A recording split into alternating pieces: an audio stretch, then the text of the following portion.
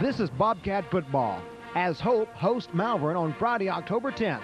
Play-by-play with Bubba Powers and Randy Wright.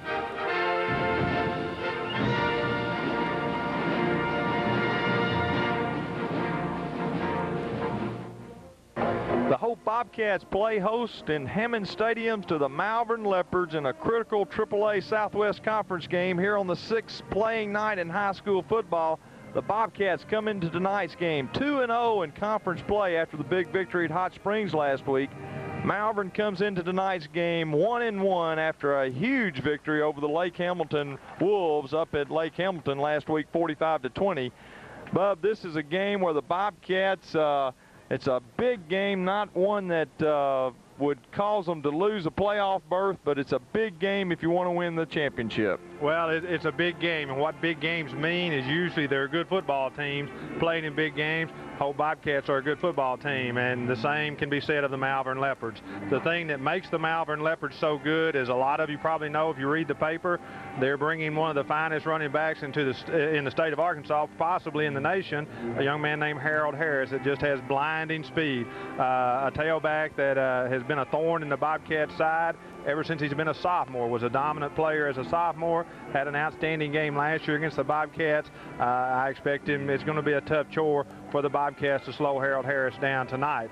Now, the thing that the Bobcats will want to do is to keep the mistakes to a minimum, as we always talk about that. But this is a quality football team, the Bobcats. If they can ever put that together, where they keep the mistakes down, where they play good offense, good defense, keep their kicking game serving them well, this is an outstanding team that can beat any AAA team in the state. But you have to do it on the football field. The Bobcats will have to play hard. They'll have to play within themselves, play good physically and mentally. If they do that, Harold Harris will get his yards tonight, Randy, because he's an outstanding football player. But if the Bobcats do those things that we talk about, they'll win this football game and go to 3-0 in the conference. Well, for fans wondering, Malvern lost their first conference game to Hot Springs, surprisingly 30-7. There's an explanation for that. Last week they come back and beat Lake Hamilton 45-20. That explanation that first night is what? Well, the explanation is Harold Harris didn't play. He had been suspended the week before for getting in a fight in the football game. The accounts I've read, he really didn't think he had anything to do with it, and it was just an unlucky call, and they think that that's something that other teams will try to goad Harold Harris into, and that's to maybe picking a fight with him, get him out of the game. I don't think you'll see the Bobcats do that, obviously, but another thing that contributed to that loss to Hot Springs, the Malvern Leopards turned the football over about 3 times inside the 30-yard line, and Hot Springs took advantage of those with quick scores. So without Harold Harris and not playing good fundamental football, turning it over, the Hot Springs game was a loss for them. But they bounced back the following week, as you said, put Lake Hamilton away by halftime. The score was 31-7 at half, and Lake Hamilton has been playing lights out up until then. So you can certainly expect that the Malvern Leopards are going to come in here knowing that a second loss in AAA Southwest would pretty much doom their outright conference title hopes. So expect an outstanding game from Malvern, and I think the Bobcats also. Well, you touched on that. Malvern has been a premier program in AAA Southwest, and secondly, as we mentioned earlier, they have played the Hope Bobcats awfully well. Coach David Alpe, the veteran of the coaches in AAA Southwest, knows how to prepare his team for a tough opponent. He's got one tonight because it's hard to get ready for those Bobcats. Well, and we talked about it in the previous games, Randy. They are so balanced with their offense. Courtney Cole having a great year as a senior quarterback. You have Corey Mulder and, of course, the Roderick Bright, the great receivers out there. Aaron Smith came in, had over 200 yards last week. DeCosta Holyfield, I think, is coming back from his injury this week. We always have Steve Edwards throw back there, an outstanding running back. Running game, passing game, just outstanding for these Bobcats, but they have to execute it. Their defense is getting better and better, but this will be the premier test for this defense this year, and that is holding the Malvern Leopards down, or at least slowing Harold Harris and the Leopards efforts down. They have an outstanding quarterback also we haven't talked about, a young man named Mario Archie. Will be playing without Jeff High tonight. He's coming back. I think will be ready next week. And probably Billy Roberts still a week away. So a little bit hampered on defense, but it is a team concept defense. They know the job in front of them, and they're going to go out and compete and give their offensive teammates every opportunity to win this football game. Well, it's a warm, humid night here in Hammond Stadium. We'll be back for the kickoff of this big AAA Southwest Conference game on KTSS after these messages. One of our favorite things at Main Fashions are these sweatshirts from Morning Sun. This one comes with a collar. This one has a double cuff around the neck, which is very flattering. This one is a cardigan, buttons up the front, looks really good with jeans, and all of them either have an embroidered motif or a silk screen. Main Fashions has a variety of lightweight jackets for our mild fall weather. For you ladies who are 5'4" and under and short-waisted, we have 2 large racks of petite fashions for you, size 6 to an 18. For you plus-size ladies, we have a nice selection of casual and dressy fashions in sizes 16W through 24W. Come to Main Fashions at 1604 South Main across from Hope High School. Napa carries more parts than anyone in the country. And during a big sale, I feel I can carry each one myself. Carry out a case of Napa motor oil, only 59 cents a quart after rebate, and you'll find Napa halogen headlights for as low as $4.99. Lots of people come to Napa looking for hard-to-find auto parts. And I tell them, the only time parts are hard to find is when you're trying to find them someplace else. See your Napa dealer at 211 West Main in Prescott or 403 West 3rd in Hope. Columbia Medical Park Hospital and Columbia Nurse Practitioners are pleased to present the first in a series of educational programs beginning November 1st. Dr. Jean McSweeney, Associate Professor of Nursing at the University of Arkansas for Medical Sciences, will be present to present a program, Heart Disease and Women. The program will begin at 10 o'clock, refreshments at 9:30, and it will be in the Spencer Conference Room, First National Bank. Seating is limited, so please call 722-2400 to reserve your seat. Another community service brought to you by Columbia Medical Park Hospital. Back at Hammond Stadium, and there you see the Hope Bobcats about to enter the field in this big AAA Southwest Conference game. Bobcats 2-0 coming in AAA Southwest coming into tonight's game. Malvern 1-1, and Malvern knowing their backs against the wall, so to speak, for that championship. The Bobcats also know they need to win this one to win the championship. A big game. Bub, also, we need to remind the fans, 4 teams from AAA Southwest go to the playoffs, so Bobcats looking good from this standpoint early in the season for that shot. Well, it's a little early, Randy, in the season. This is the 3rd conference game to be worried too much about playoffs, but, you know, you always want to compete in these big games. Malvern is a big game to the Bobcats simply because they were the preseason favorites. I think Malvern, and then Magnolia, and then Hot Springs, Lake Hamilton, and the Bobcats have worked their way into where they're leading the conference along with Hot Springs Lakeside, both at 2-0. And the Malvern Leopards are, quite frankly, not used to being in this position of being 1-1 this early in the season, as we see the Bobcats coming onto the football field. And so maybe I think they probably are more in an attitude that it's a must game for them. It certainly wouldn't put them out of the playoff picture, but I think that's the kind of effort and attitude you're going to see from Malvern tonight. As you talked about in the pregame, David Alfie is one of the most veteran, wily coaches in the whole state of Arkansas. He's had outstanding programs there.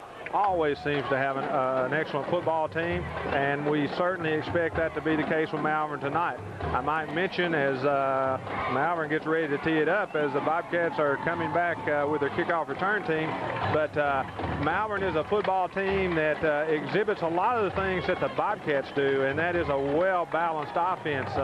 They always seem, you actually think Malvern's a running team. Last year they probably hurt us more with the pass than anything, and about 3 years ago that was the same case, but it is an offense that Coach Alpy will use his quarterback, Mario Archie, to throw the football, and especially to his outstanding running back, Harold Harris. But expect some variety from this Malvern offense, and the Bobcats, as they get ready to receive the kickoff, will have to hold on to the football and keep their penalties and mistakes to a minimum to win this football game. Jay Wiggins, sophomore, will kick off for Malvern. As you see, they bunch up on that kickoff team. Back deep for the Bobcats, Steve Edwards, 22. It's a high kick. Kick to Chad Lacey at the 17. Lacey hit the 23 and won't get any farther than that. In fact, they'll spot it about the 21-yard line. Good coverage by the Malvern Leopards there, and the Bobcats will start their first possession just over the 20-yard line with the ball on about the 23. And the Bobcats offensively, Courtney Cole, the senior quarterback.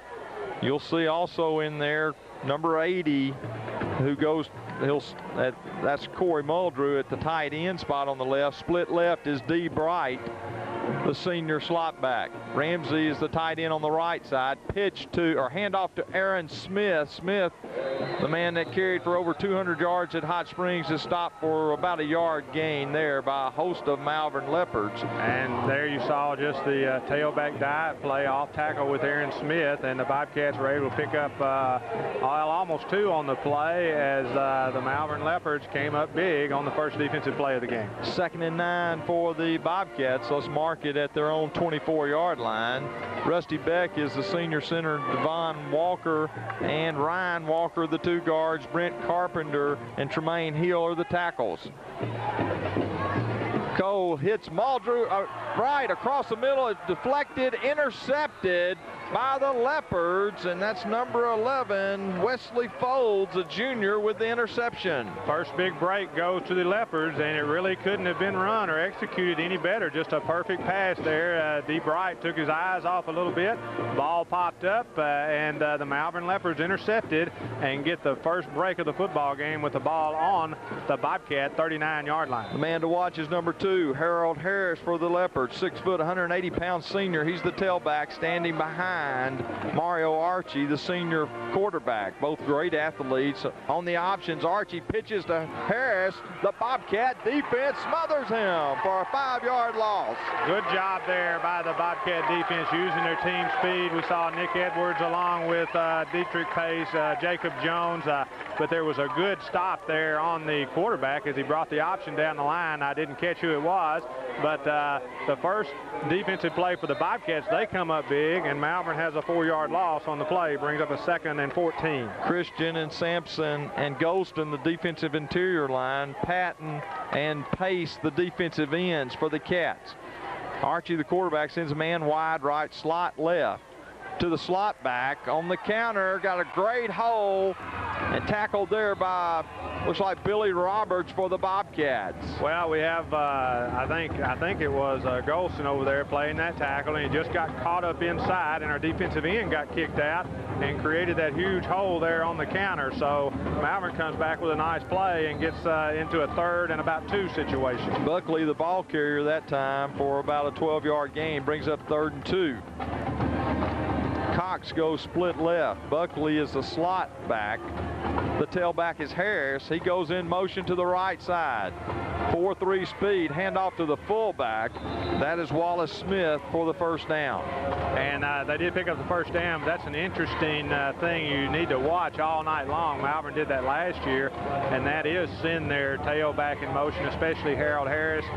Whoever he goes out there against, Nick Edwards or Chad Lacey, they've got to always honor him, and so expect some passes to be thrown to Harold Harris from that motion. 1st and 10 at the Bobcat 26. Kendrick Bishop split left. Slot right is Buckley. Again, handoff to Buckley on the counter. Pace can't catch him as he gets to the 15, knocked out of bounds at the 10 by Roberts and Pace. I think the Malvern coaches have probably noticed the aggressiveness of this Hope defense and probably think they can take advantage of maybe that aggressiveness, because they are coming out with some counters and we're getting caught up inside. It's kind of catching our defensive ends and linebackers by surprise, so that's something we'll have to get ready for the rest of the night. Archie, the quarterback, and Harris, the tailback, are outstanding athletes. Archie did not play quarterback last year. He played one of the running back, slot back, and just an outstanding player. Harris has been a tailback for 3 years, scored 3 touchdowns against the Bobcats 2 years ago. Buckley's slot right. 1st and 10 for the Leopards. Hand off to Harris. He's got a hole on the right side. He falls forward just like Madre Hill near the first down, near the goal line. Well, I think he does some things actually better than Madre Hill, and I think that's cut at the hole. You saw there wasn't a huge hole there, but he just slashes and dices in there and picks up yardage. So the Malvern Leopards certainly in scoring position early on the Hope Bobcats. 2nd and 2. Malvern could feasibly get a first down before they get the goal line. Archie hands off to Harris. Stopped short of the goal line by a host of Cats. And that was a good defensive play there by the Bobcats. I see Dietrich Pace getting up over there, and let me see, Billy Roberts, I think, there coming from his safety position. We might mention Billy coming off that broken hand was doubtful for tonight, but in there on that opening series for the Bobcat defense. 3rd down and 2 from the 2 of the Bobcats. Cox goes wide left. Buckley's the slot back right. 3rd down 2. Archie pitches to Harris along the right side. He pulls his way in as he meets a Bobcat defender with 8:11 left in the first quarter of play. Harold Harris scores from 2 yards out for the initial score of this AAA Southwest Conference game. And one of the Bobcat defenders there, Steve Edwards, shaken up a little bit on that play. He met Harold Harris at the line, and Harold just able to fall over. But Malvern draws first blood on the interception that the Bobcats threw the pass to Roderick Bright and came in and moved the football. Point after by Brewer, kicks up. And it's good. So with 8:11 left in the first quarter of play, it's Malvern 7, Hope 0. We'll be back on TV 55 after these messages. All right, guys, we're on the goal line. We're going to run Mitchell to the right on 3. Let's go! All right, here we are at Fair Park with Mitchell's Mighty Metamart. These guys are undefeated as we speak tonight. They're the #1 team we got. And we'd like to be your #1 drugstore at Mitchell's Metamart, 16th and South Main. Why don't you come out and support your little football team, because these guys are the stars of tomorrow, and they're fun to be with. So why don't you come see the football game and come to Mitchell's Metamart, 16th and South Main. The good deals just got better at John Hayes Chevrolet, like a $1,250 rebate on all 97 S10s, or low-interest financing from GMAC. At John Hayes Chevrolet, we have full-size trucks and full-sized values. And with 97 model Z71s in stock, alternative financing as low as 7.75%, it's a great time to say John Hayes. Just say John Hayes. You'll be rolling. You'll be on your way. Hi, I'm Stephanie Reed from First National Bank of Hope. Do you receive a government check? Electronic funds transfer will soon be required. If you or someone you know could be affected by this change, act now to prevent any delay in your regular payment. We at First National Bank are here to help you understand this requirement. Come in and see us or call your full-service community bank, First National Bank of Hope, where a century of commitment continues.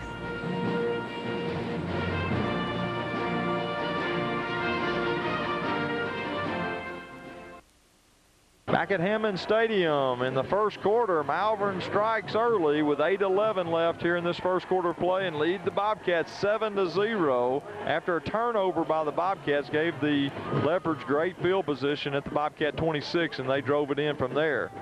Well, the thing the Bobcats have to do, Randy, is not let that happen again and let this football game get away early. So they'll have to keep their offense, and there we see a big hole there.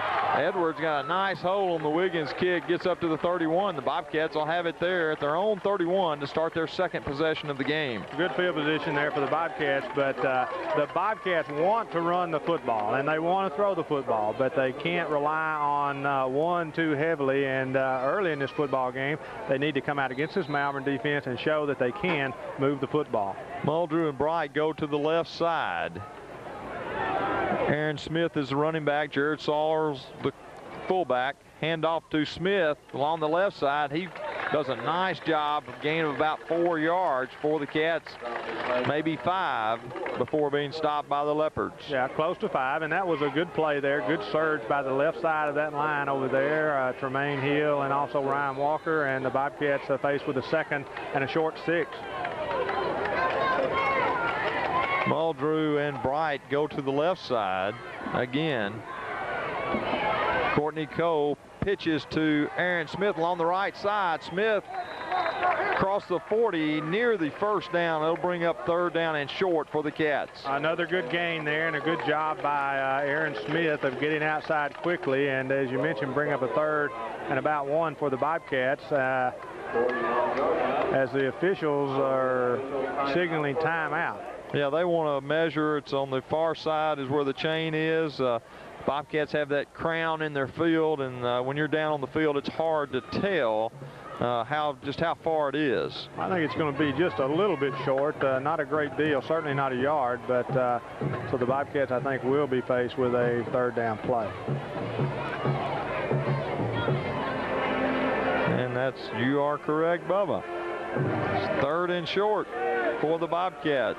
And excuse me, Randy, but you know, there are a lot of things the Bobcats can do. It's just important that whatever they do, there are no mistakes on this short yardage play. Bobcats already have 1 turnover that led to the Malvern touchdown. An interception just deflected off of DeRoderick Bright's shoulder pads and intercepted by the Leopards that led to the touchdown. Bobcats 3rd and short. Rusty Beck leads that offensive line up to the line of scrimmage. Bright goes split left. Unbalanced line left. And there's a flag, and it'll be illegal procedure on the Bobcats as they weren't set on that left side of the line. And that's the very thing that we're talking about. You know, you have 6 inches to go, and we just don't execute and create the penalty. So Malvern, of course, will set us back there, and we've got a much more difficult task here with a 3rd and 6. Bobcats would have had the 1st down on the quarterback sneak by Cole, but the illegal procedure will make it 3rd down and 6 for the Cats. Well, the early parts of this football game have certainly not started out to the Bobcats' favor, and it's only because of 2 mistakes, and they will have to against this Malvern football team, perennial AAA Southwest contender. They'll have to cut out their mistakes. Bright is slot left. Muldrew is the tight end on the right side. Unbalanced line left. Fake to Smith. He gives Cole a block, and Cole has the 1st down as he's knocked out by Archie at the 43. Excellent play there by the Bobcats, and that's been a good play all year long as Courtney Cole just sticks the ball in Aaron Smith's belly. The defense collapses on him, and he pulls it out, uses his excellent speed, gets around the corner, and the Bobcats are able to pick up that 1st down. 1st and 10 with 6:53 left here in the 1st quarter. Bobcats have it at their own 44. Muldrew and Bright now split left, slot left.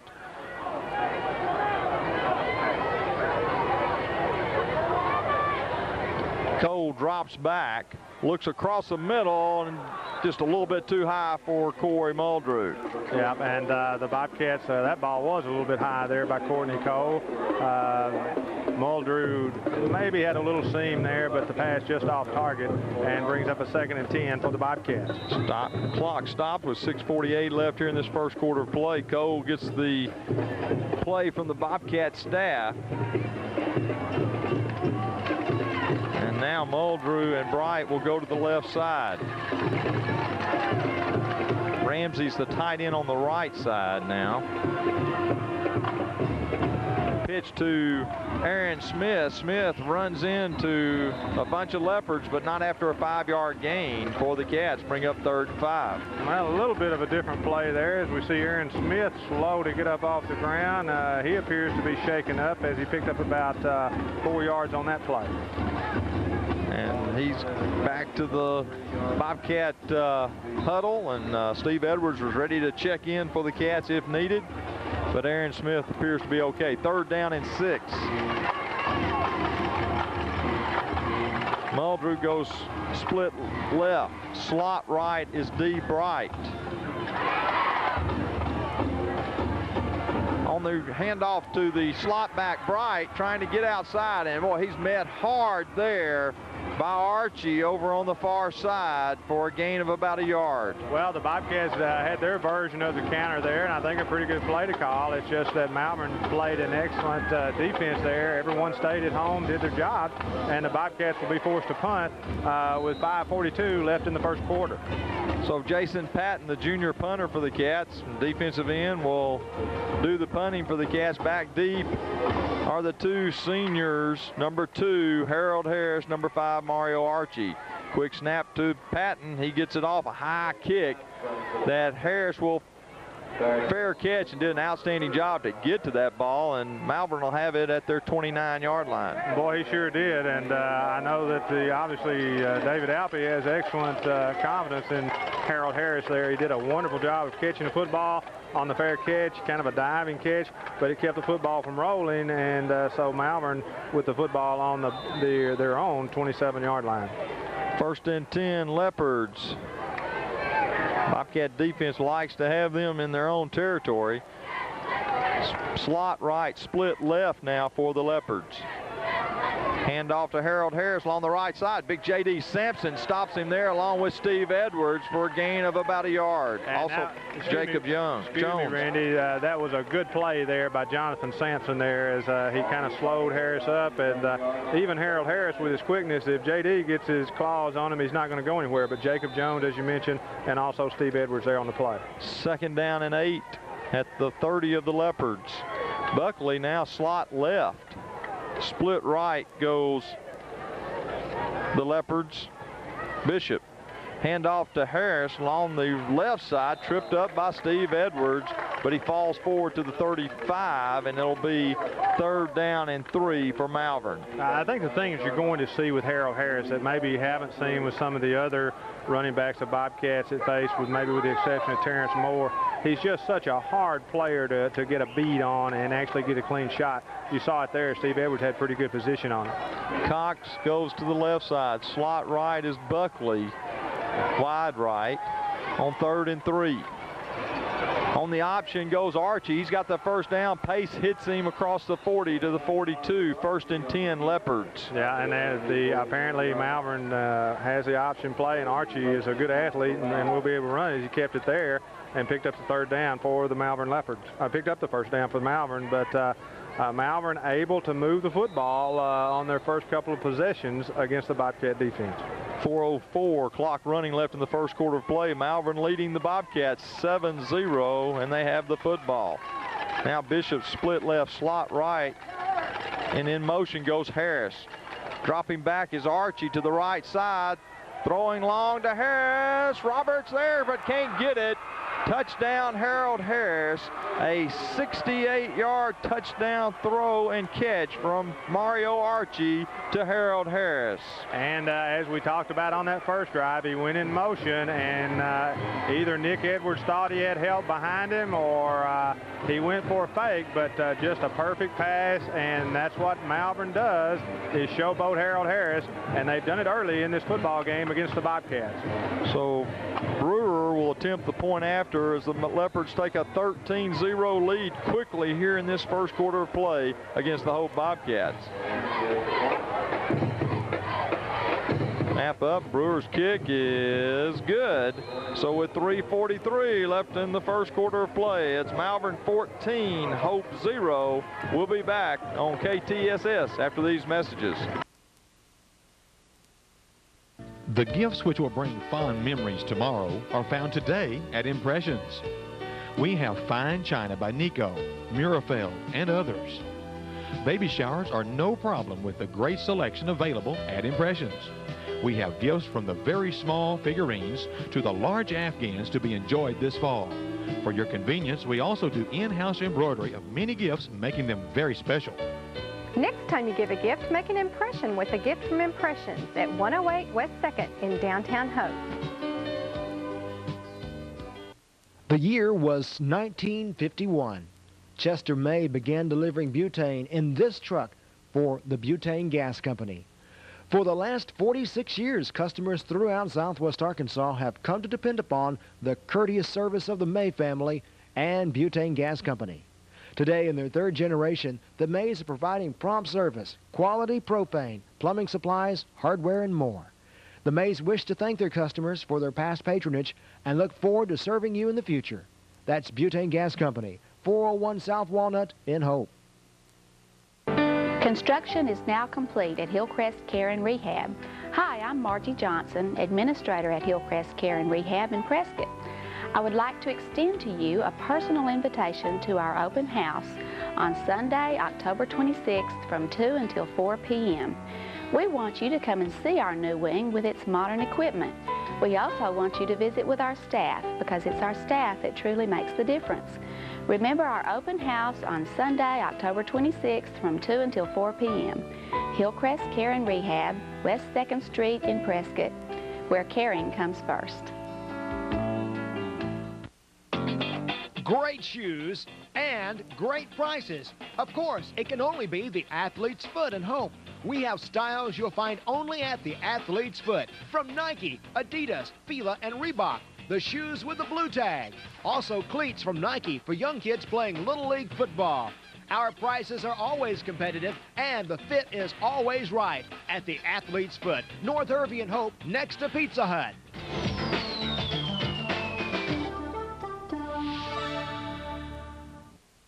Back at Hammond Stadium in the first quarter, the Bobcats trailed the Malvern Leopards 14-0 in this AAA Southwest Conference action, and the Leopards trying to get back even with the Bobcats in the conference standing and have a 2-touchdown lead. Malvern doing exactly, Randy, exactly what they did to Lake Hamilton last week, and that's striking quickly and often here on these Bobcats. Kick Squibbler to Corey Muldrew. He picks it up at the 15, looking for running room along the left side. Misses one man, keeps running hard. Corey Muldrew does a good job getting it up to the 31-yard line. And the thing that the Bobcat offense will have to do, they're going to have to put a drive together, and because Malvern is going to use their stellar running back in a lot of situations. Throwing, we've already seen him throw and run with him. So what's going to have to be, if the Bobcats are going to be successful tonight, they're just simply going to have to outscore the Leopards in a high-scoring affair. Bobcats slot right is Bright. Unbalanced line right. Cole hands off to Aaron Smith on the left side, and Smith may have gotten a yard out of that. It'll bring up 2nd down and 9. Not much there, but the Malvern defense with that 14-0 lead may take a few more chances now, but the Bobcats just stymied there on that tailback dive. 2nd and 9 for the Cats as Courtney Cole waits the Bobcat staff play call, and now he has it. The Bobcat seniors never have beaten Malvern, and hoping to end that streak tonight. Bright and Muldrew come to the near side. Pitch to Aaron Smith along the left side. Smith cuts up, gains a couple of yards. Ball's on the ground, and we'll see if the play was marked dead before the fumble, and it looks like it was. Yeah, and a lot of Malvern Leopards over there, as we mentioned, just a lot of pursuit there by this defense, and Malvern well schooled on pursuing, and they did a good job of it there. 3rd down 7 for the Bobcats near their 35-yard line.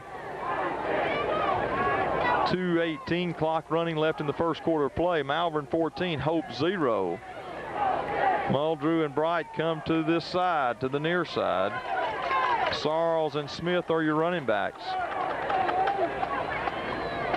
Cole hits Muldrew along the left side. Muldrew trying to run, and he gets the 1st down and more along the left side, and they say he stepped out of bounds near midfield, but it's a 1st down on great effort by Corey Muldrew. Well, you're always going to see great effort on Corey Muldrew's part, and the pass was just a hair high, but Corey pulled it in, made that initial move on the defender up close, and just made a great play and picked up the first down for the Bobcats. What you do with that kind of play, Bub, is you say, we're going to throw it to number 80, and he's going to, on his own, run over or get by for the first down. That's exactly what happens, and it's been a pass that is right on the money. You're just going to give up yardage to Corey Muldrew. I mean, Malvern knew that play was coming. They were ready for it. They had defenders there and still couldn't keep him from getting the first down.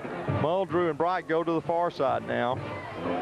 Cole fakes, drops back, across the middle, has Bright just out of his fingertips near the 20. Diving try by D. Bright down there. And everything was set up well on that play. Good pass protection. Corey was clearing out deep himself, and Courtney threw a pretty good pass. D made an excellent effort for it, just over his outstretched fingertips.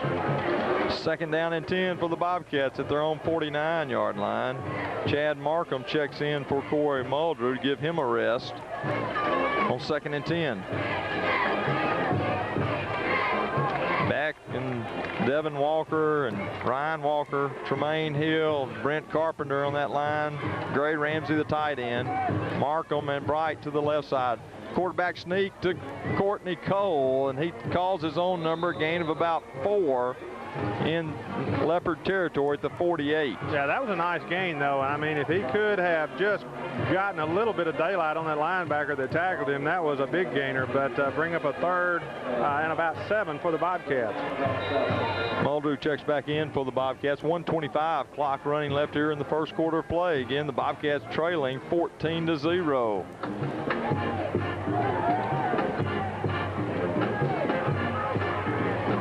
Now Muldrew will go wide left, slot left is Bright.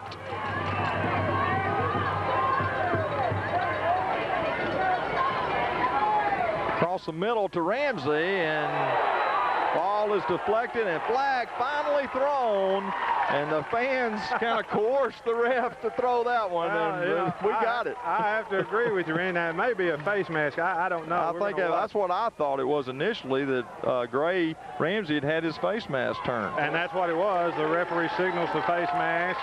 So the Bobcats will take the penalty, as I think we're going to have the big mark off, and so Hope will benefit from that face mask penalty as Courtney Cole tried to hit his tight end, Gray Ramsey, with a little slant over the middle, and the Malvern Leopard was guilty of grabbing the face mask, so a good break for the Bobcats. Cole set that up by faking to his tailback, looking toward Muldrew and Bright, then throwing back to Ramsey. Another weapon in that Bobcat offense. 1st and 10 at the 32. Dropping back is Cole, looking across the middle to Bright, intercepted at the 13-yard line. Again, deflected out of D. Bright's hands, intercepted by Mario Archie. Well, it's just a football that D has to catch, and went right through his hands and stops the Bobcat drive. Now the Bobcats will bring their defense onto the field after a little rest, and Malvern takes over with the ball on about the 13-yard line. With 55 seconds left in this first quarter of the play, the Bobcat drive ends at the Leopard 13 on the interception, the second one of the night for the Leopards. And it was a good play and a good pass. D was open. It just simply went through his hands, so the Bobcat defense needs to come up big here. Cox is split left. Slot right is Buckley. Hand off to Harold Harris on the right side, and he is out front. Billy Roberts gets him at the 33, a gain of 20 to the Leopard 34-yard line. Boy, and that's what Billy Roberts doesn't want to see, and that's having to tackle Harold Harris one-on-one. Now, he did a good job there of keeping that football from going in for a touchdown, and so Malvern comes out from a hole quickly against the Bobcats. Buckley comes to the left side. Split right is Bishop. High formation for the Leopards. Hand off to Harris on the left side. Pace there as he fights off his blocker to knock him down near the line of scrimmage. Yeah, Dietrich Pace made a really good play there, as it was pretty much him out there, and the other Bobcats were sealed off, and Dietrich Pace just manhandled his blocker and Harold Harris. 18 seconds, clock running left in this first quarter of play. Malvern quickly up to the line of scrimmage on 2nd down and 9. And they'll get this play off. 8 seconds.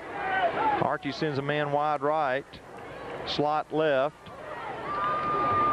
Hand off to the counter, Buckley, and Christian trips him up at the line of scrimmage. He falls forward to the, boy, he gets a great mark at the 41. And that's the end of the first quarter with the score Malvern 14, Hope 0. We'll be back on KTSS Channel 55 after these messages. It will never be new again, but Randy's Auto Glass and Collision Center can make it extremely close. Randy and the boys have been to school and are trained in the latest techniques for the sake of your car. We smooth out any roughness in the materials. Match the original color of your car, truck, or van with PPG paints. Bake it in our dust-free oven. We even give it a detail job for your convenience. Tell your insurance agent you want to use Randy's Auto Glass and Collision Center at 508 West Compress, just behind Pizza Hut. Being there to serve a family in a time of death, a part of life, is not an easy task, but it is one that Eddie Brazil and staff at Brazil Oakcrest Chapel Funeral Home in Hope take very seriously. They do everything they can to help us through the difficult and help us honor life and our loved ones, serving the area from their beautiful modern funeral home at 1001 South Main and honoring all contracts from all other funeral homes, including pre-need, even in the same town. Brazil Oakcrest Chapel Funeral Home of Hope. Eddie Brazil, director. Hi, boys. Your usual table for two? 4.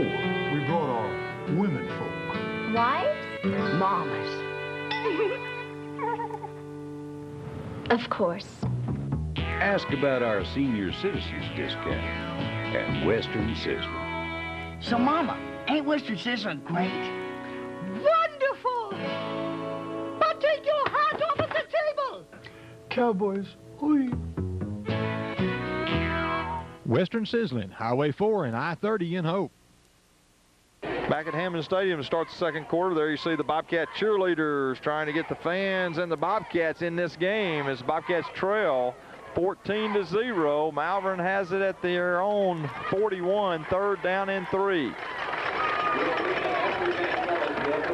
And a big play coming up with the Bobcat defense. They'd love to hold them here. Archie sends Buckley to the left. Bishop split right. On the option goes Archie. He's got the first down and more across midfield into Bobcat territory. Steve Edwards stops him there. Yeah, our defensive line is just going to have to play better football. Right now, they're not getting the job done because we just got tied up with our blockers there, and nobody put a hand on the quarterback. So the Bobcat front seven going to have to play better at the point of attack. Ball marked at the Bobcat 48, 1st and 10 for the Leopards. Leopards have made no mistakes here tonight so far as Buckley comes to the near side slot right. Split left is Cox. Hand off to Harris. Across the middle, he's hit hard, but not after a gain of about 6. And there, you just have to credit that good blocking because Harold Harris, no one touched him until he ran into a linebacker about 5 yards down the field. So Malvern picks up good yardage on 1st down, 2nd and 5. Ball's marked at the 43 of the Cats. DeCosta Holyfield checks in for the Bobcats.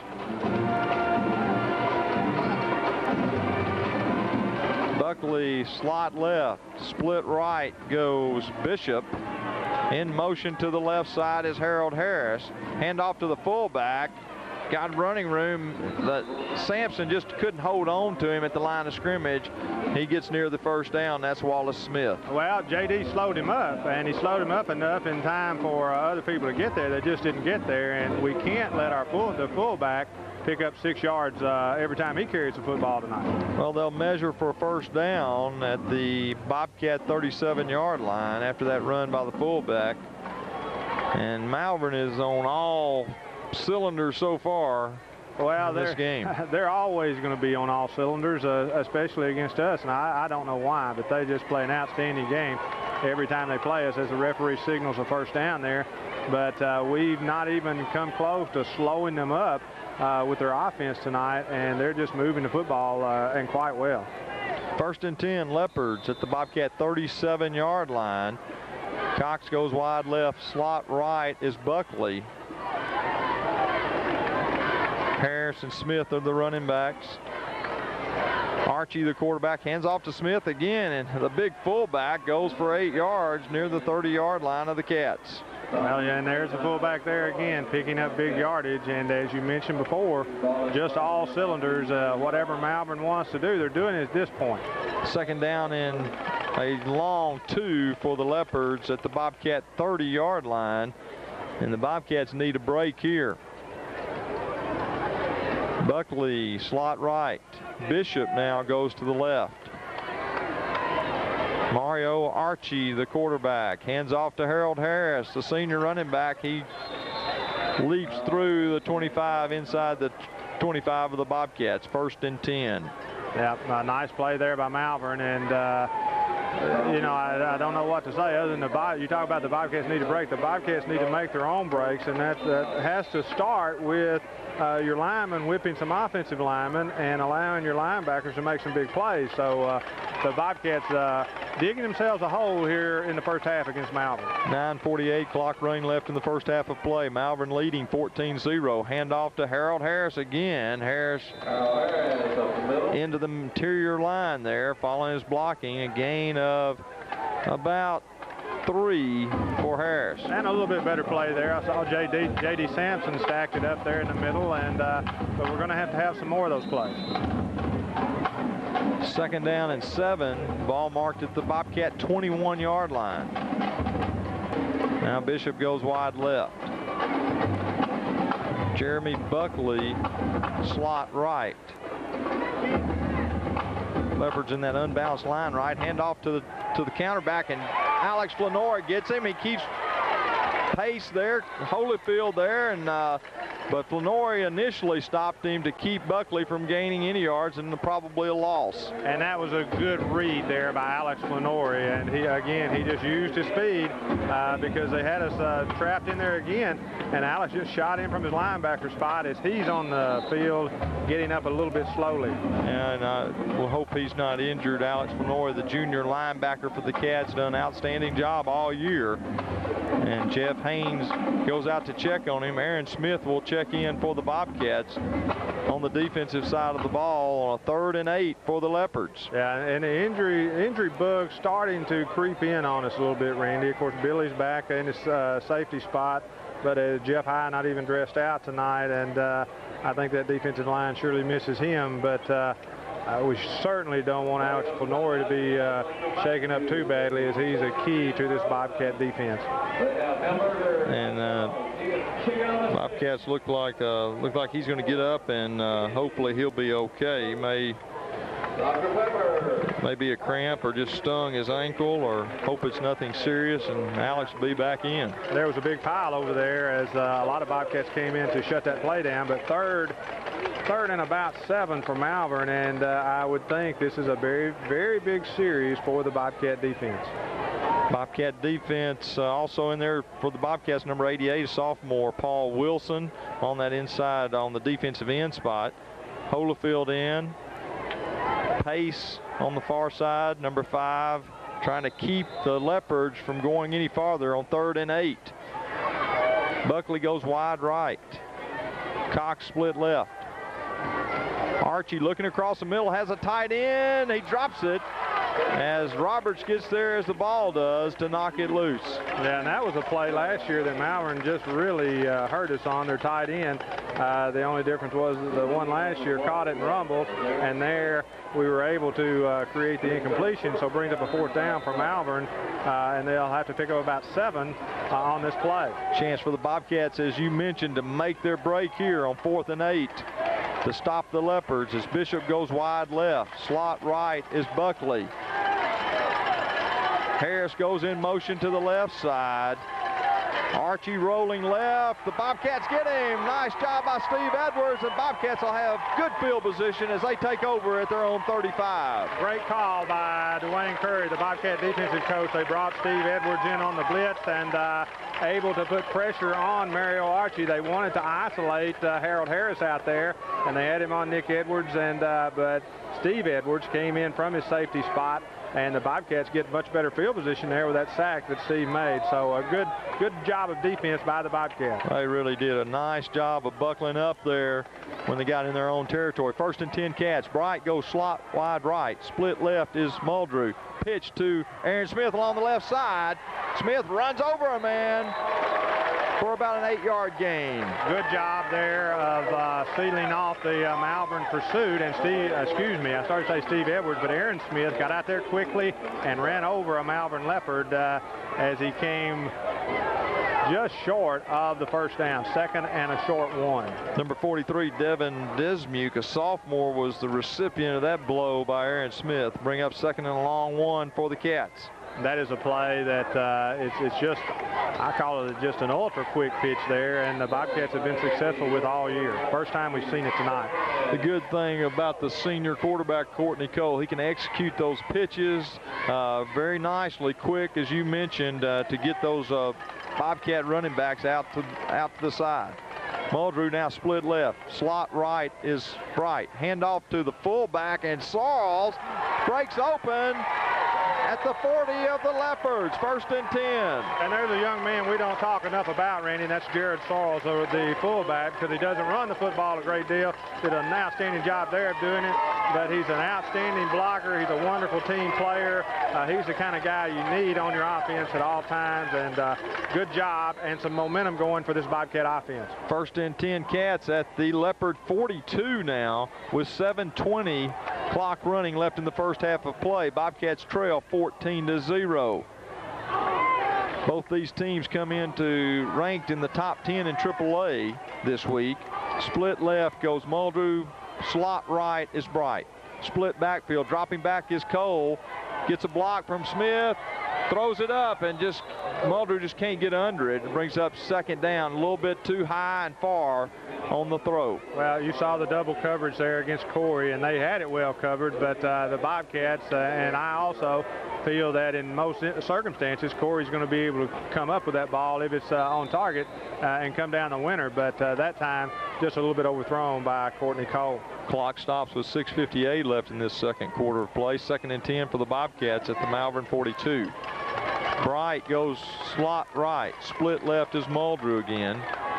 Split backfield. Pitch to Aaron Smith. Smith is defended well and dropped for a loss of 5 back at the 46. And there's the same quick pitch they had success with earlier. Malvern just did a good job of defensing it there, and the Bobcats lost about 4 yards on the play. Carradine on the tackle, number 46 for the Leopards. 3rd down now for the Bobcats, and let's make it 14 at the Leopard 46. 6:28 clock running left in this first half of play. Muldrew goes split right. Slot left is Bright. I formation for the Cats. Fake to Smith, and Courtney Cole just got plastered there as he tried to throw it to bring up 4th down. Yeah, we just didn't do a good job of, we had everybody held out except one man and just didn't get a good enough piece of him, so the Bobcats are faced with a 4th down with the football on about the 46-yard line as Coach Kell sends in the Bobcat punting team with 6:11 left in the first half. Notice the Bobcat punting team gets out there quickly, set, and they'll snap it quickly. Michael Christian, the snapper. Patton gets it, no rush. A high kick goes straight up. It'll drop at about the 30 and fielded there by the Bobcats. And that was number 28, Jason Ragland. Yeah, and that was not Jason's ideal punt. He did get it high, just didn't get the distance on it, and Malvern will take over with 6:04 remaining. Their offense 14 points ahead. Well, the Bobcat drove down to Leopard territory and then sputtered and couldn't go any further than the 40-yard line. So 1st and 10 Leopards at their own 30. Buckley goes slot left. Cox split right. Harold Harris, number 2, is your running back. Hand off to Harris. he gets through, busts through the line, and he knew he had one man. If he'd gotten by him, he could have gone to the races. Yeah, and that's one of the problems being a defensive lineman. You know, you're always going to have somebody in your face. Harold Harris just hits the hole so quickly. He never stays in one place very long, and he's just an outstanding football player. 5:40 clock running left in this first half of play. Malvern 14, Hope 0. Bishop goes wide left. Buckley slot right. Harris buckles up his chin strap. Hands off on the counter to him. And he's hit by, a nice job over there by Chad Lacey to keep him from getting the first down. Yeah, excellent play by Chad Lacey. Fought through a blocker and put a good solid hit on Harris and bring up a 3rd and about 3 for Malvern. So 5:09 left in the first half, and the Bobcats need to shut Malvern down on this 3rd down play, create a big play, get the football back one more time and try to put some points on the scoreboard before halftime. 3rd down for the Leopards. They need to get across the 40 to the 41 for a first down.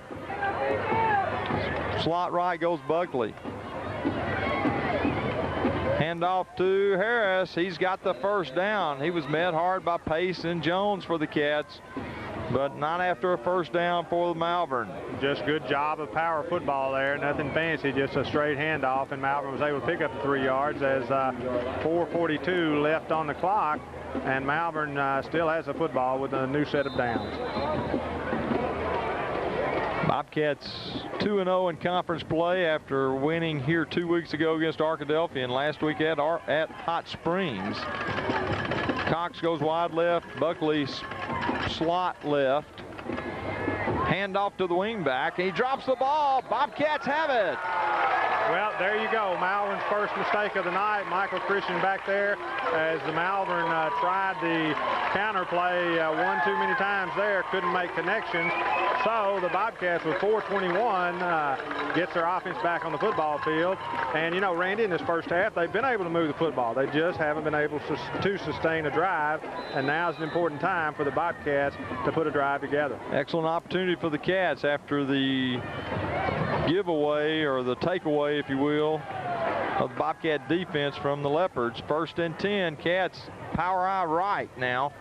Pitch to the power back, and that is D. Bright. Gets a block along the left side. D down to the 15, knocked out of bounds. I tell you what, Aaron Smith did an outstanding job. Well, Aaron Smith did too. He made a nice block, but Jared Sorrells is the one that set that thing up. He just clipped a Malvern Leopard, just knocked him on the ground. Great job of blocking by the 2 running backs, Smith and Jared Sorrells there, made that play go.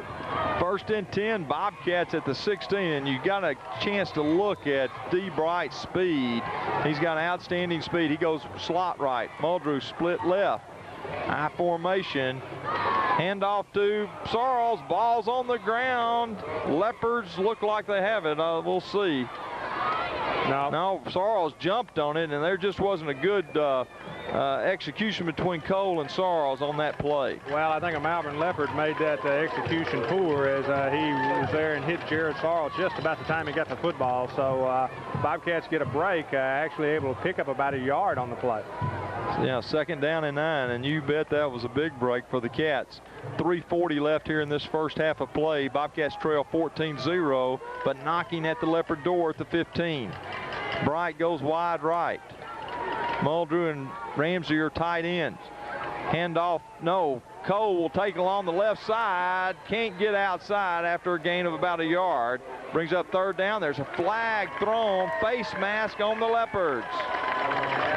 You're right, Randy. It was a face mask there as Courtney Cole pulled down after a short gain, and the Bobcats will certainly benefit from that face mask penalty on the Malvern Leopards. So we'll see where it's marked. The Bobcats will have excellent field position and probably a first down after the mark off.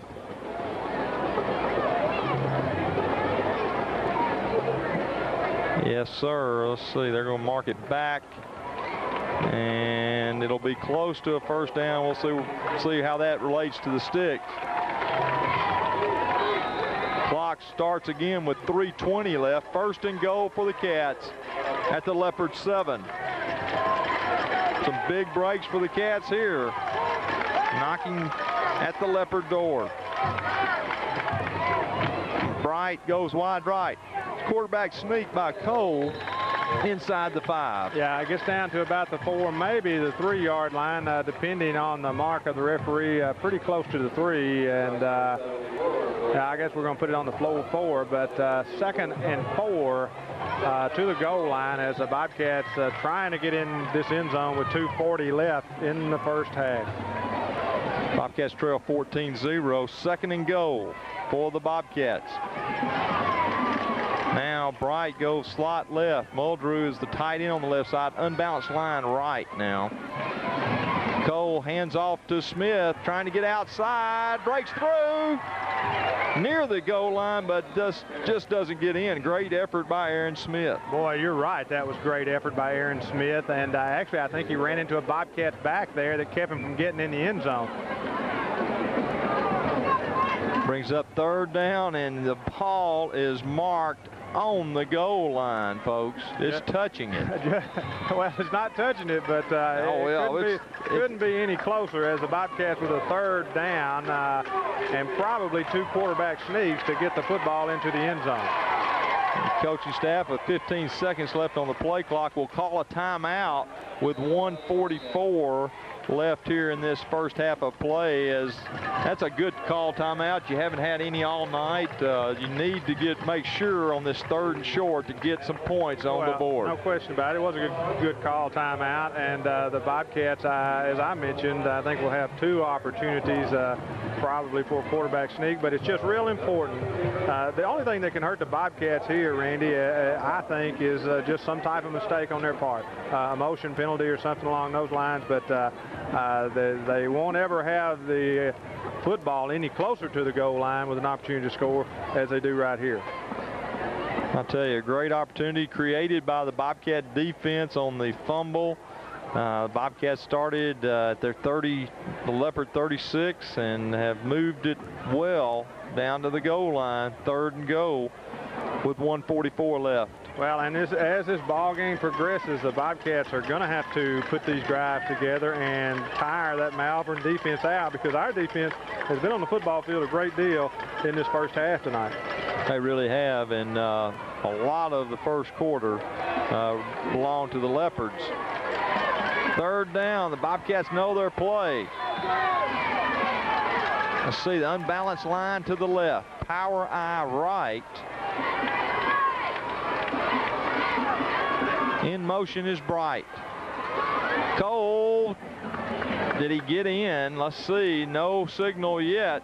Well, it looks like it, but they're going to unpile him there, and we'll just wait and see. Looks like it'll be 4th down, as Bobcats just couldn't push it in from less than a yard out.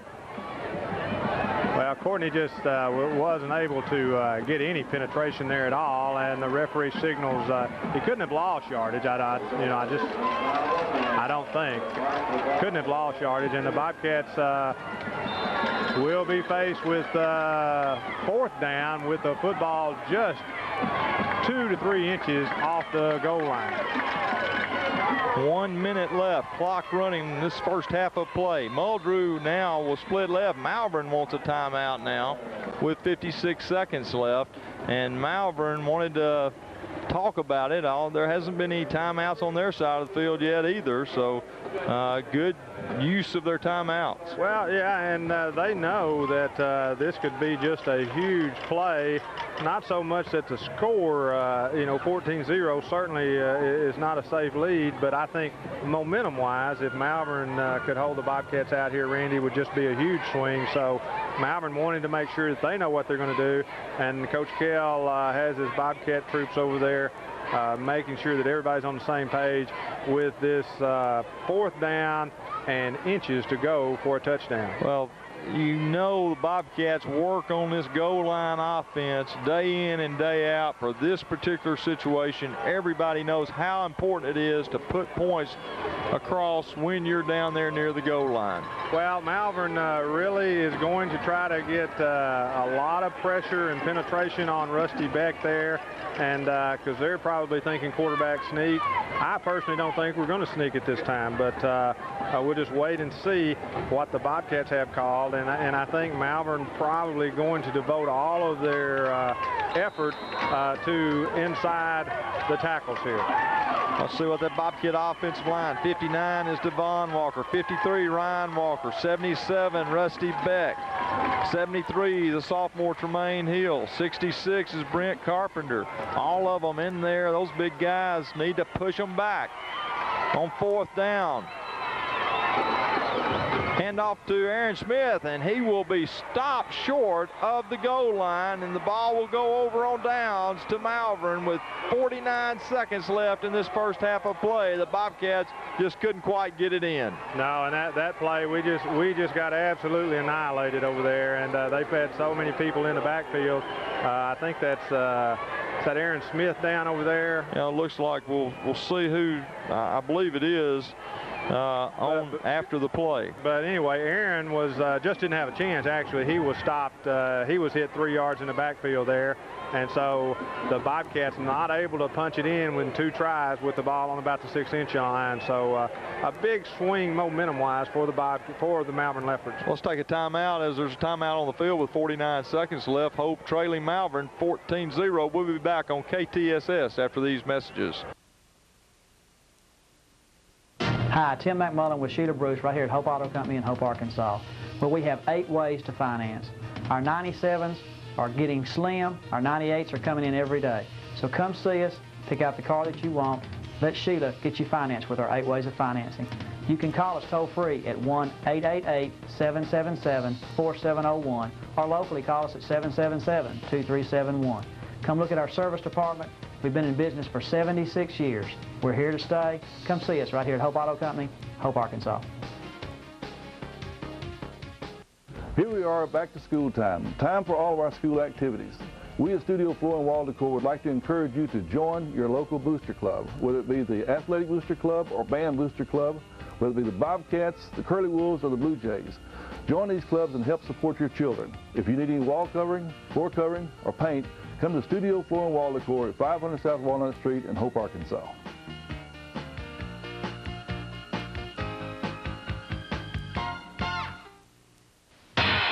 You asked for it, and it's back. McDonald's Homestyle Hamburger is back. Take a quarter pound of lean beef, special sauce, tomato, lettuce, pickles, onions, a hamburger just like you'd make at home. Then add McDonald's world-famous large fries and a medium soft drink for an extra value meal of only $2.99. Come to the friendly and fun place to eat in Nashville and in Hope. What you want is what you get at McDonald's today.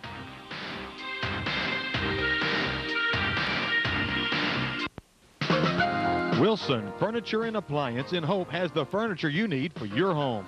Sofas and love seats are always an important part of your living room or den, and Wilson has a good selection from makers like Bassett and England Corsair. Bassett sofas, known for keeping value in style, are only part of the large selection at Wilson. Your home would not be complete without a Lazy Boy recliner, love seat, or sleeper sofa, and Wilson has the largest selection of Lazy Boy in the area. And we have the ever-popular Glider rockers. We are Wilson Furniture and Appliance, 222 South Main in Hope. People make the difference at Citizens National Bank. Our friendly professional staff of hometown folks have made Citizens National the leading bank in Hope and Hempstead County by providing the finest in customer service available anywhere. They're your friends and neighbors as well as your bankers. They're committed to our community, take pride in their work, and genuinely care about you. People making the difference at Citizens National Bank, serving the banking needs of Hope and Hempstead County since 1902. Member FDIC.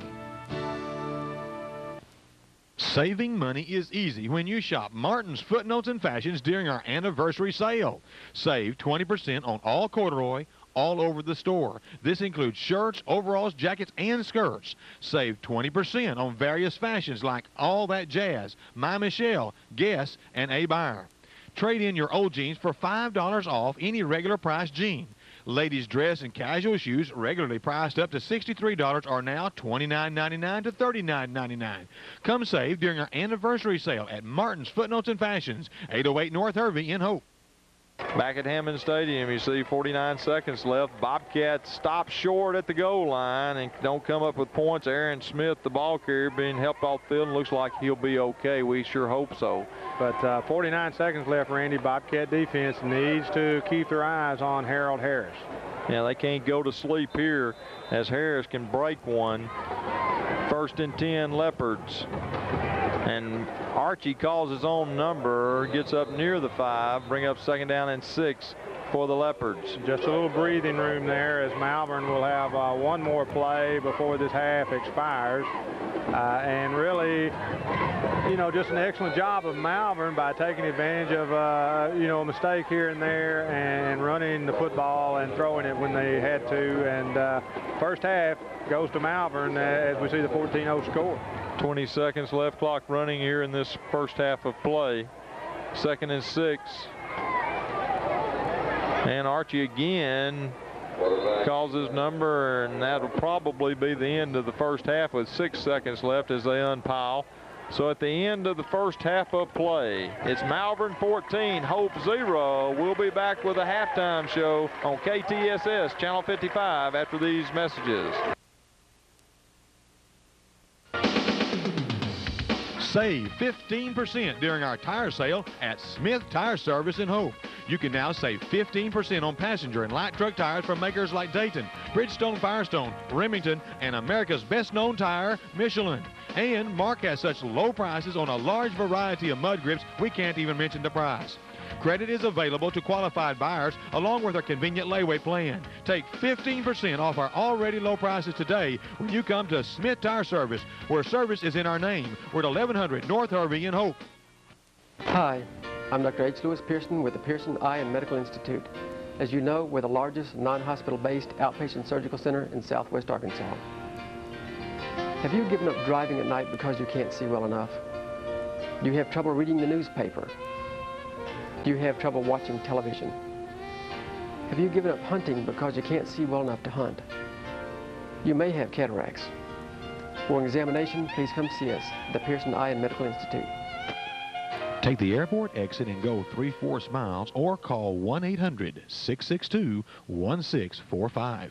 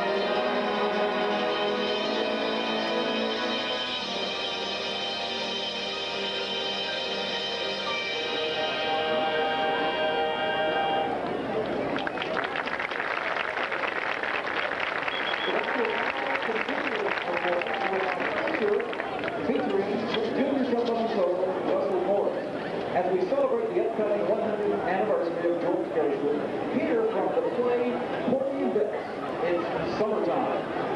1, 2, 3, 4.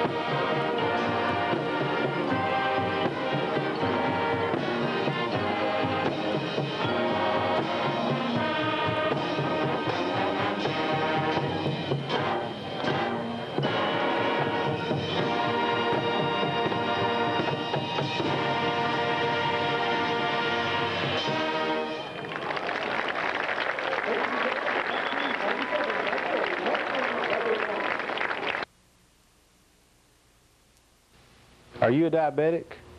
Do you treat your diabetes with insulin? Millions of people do. That's why Hope Medical Services has the service you need. If you are insulin dependent and have Medicare, Medicaid, or private insurance, you may qualify to have your supplies delivered right to your home at little or no cost to you. Stop driving everywhere to get your supplies and stop paying high prices. Call Hope Medical Services today at 777-3600 or call our toll-free number 1-800-836-8235. Hope Medical Services, 14th and South Main in Hope.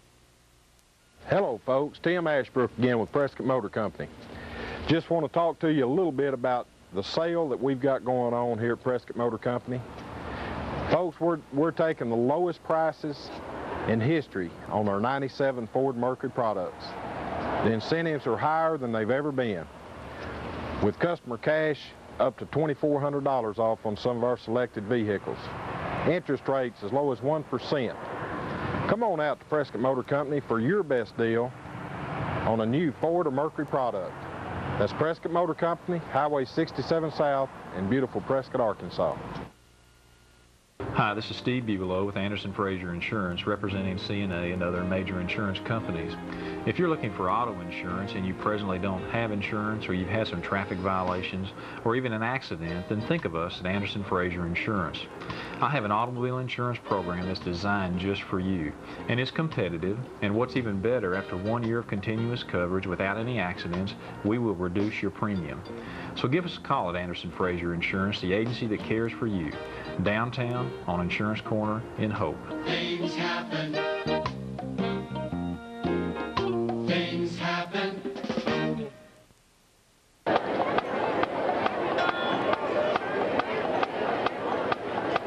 Ladies and gentlemen, for the second half of your halftime entertainment, Hope High School and the Aircraft Revenge, of which I am not a member, proudly present the Hope High School Marching Bobcat Band.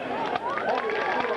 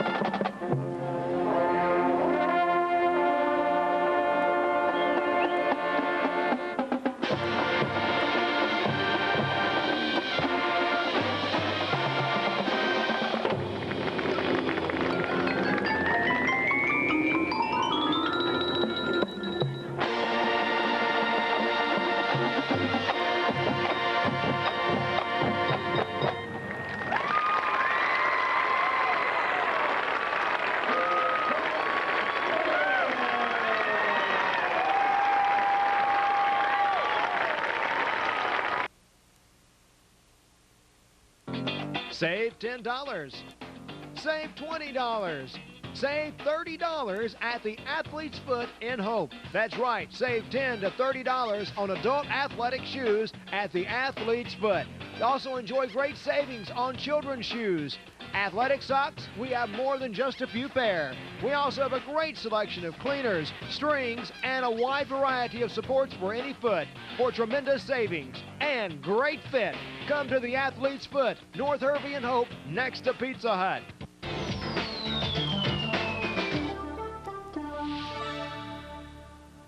It was about 1890 when Williams Racket Store was opened. Since then, the Williams family name has been associated with hardware. The location changed about 1910 to Spring Hill, but knowledge of hardware by the Williams family has stayed current. During the difficult years of the Depression, around 1935, LaGrone Williams, in the center of the picture, found ways to help Hope residents with their hardware needs. LaGrone Williams opened his own hardware store in 1965, and his years of expertise created a need for expansion in 1989. Now, 100-plus years later, 3 generations of the same Williams family wants to serve you with dependable, knowledgeable service. LaGrone Williams Hardware, truly the biggest little hardware store in town. Hello, my name is Robert Arnold. I'm owner and administrator of Arnold Plaza Retirement Center. We're located at 1900 South Main in Hope, Arkansas. Here at Arnold Plaza, we offer many services to our elderly residents. We have comfortable rooms with private baths, free meals each day. We have medicine supervision, and we have activities and church services and help with doctor's appointments. We have our own duty staff 24 hours a day. We find that the security of having someone to help when you need help leaves a peace of mind with our residents so that they may enjoy life here at Arnold Plaza. If you need our services, please call or come by Arnold Plaza, 1900 South Main in Hope, Arkansas. Now as we get ready for the second half here at Hammond Stadium, you see the Hope Bobcats coming back on the field, trailing the Malvern Leopards 14-0 in this AAA Southwest Conference game. The Bobcats made a few mistakes early, and Malvern capitalized on it and lead 14-0. Well, the only reason they're behind, Randy, is they just didn't finish drives. They had opportunities down here. Malvern intercepted on about the 13-yard line. They got down here late in the half, as we saw. They didn't finish that. By all rights, I think this ball game should be tied up 14-14, but the Bobcats are going to have to hold up their end of that bargain and start finishing these drives. Now, you know, this is a bunch of kids that's been behind before, and I know that Coach Kell went in at halftime and has these boys ready to come out and play to their potential in the second half. And they moved the football on Malvern the first half. As I talked about, they just didn't execute at times when they had to. And, of course, we know that Malvern's going to move the football because of their great running back and their excellent quarterback.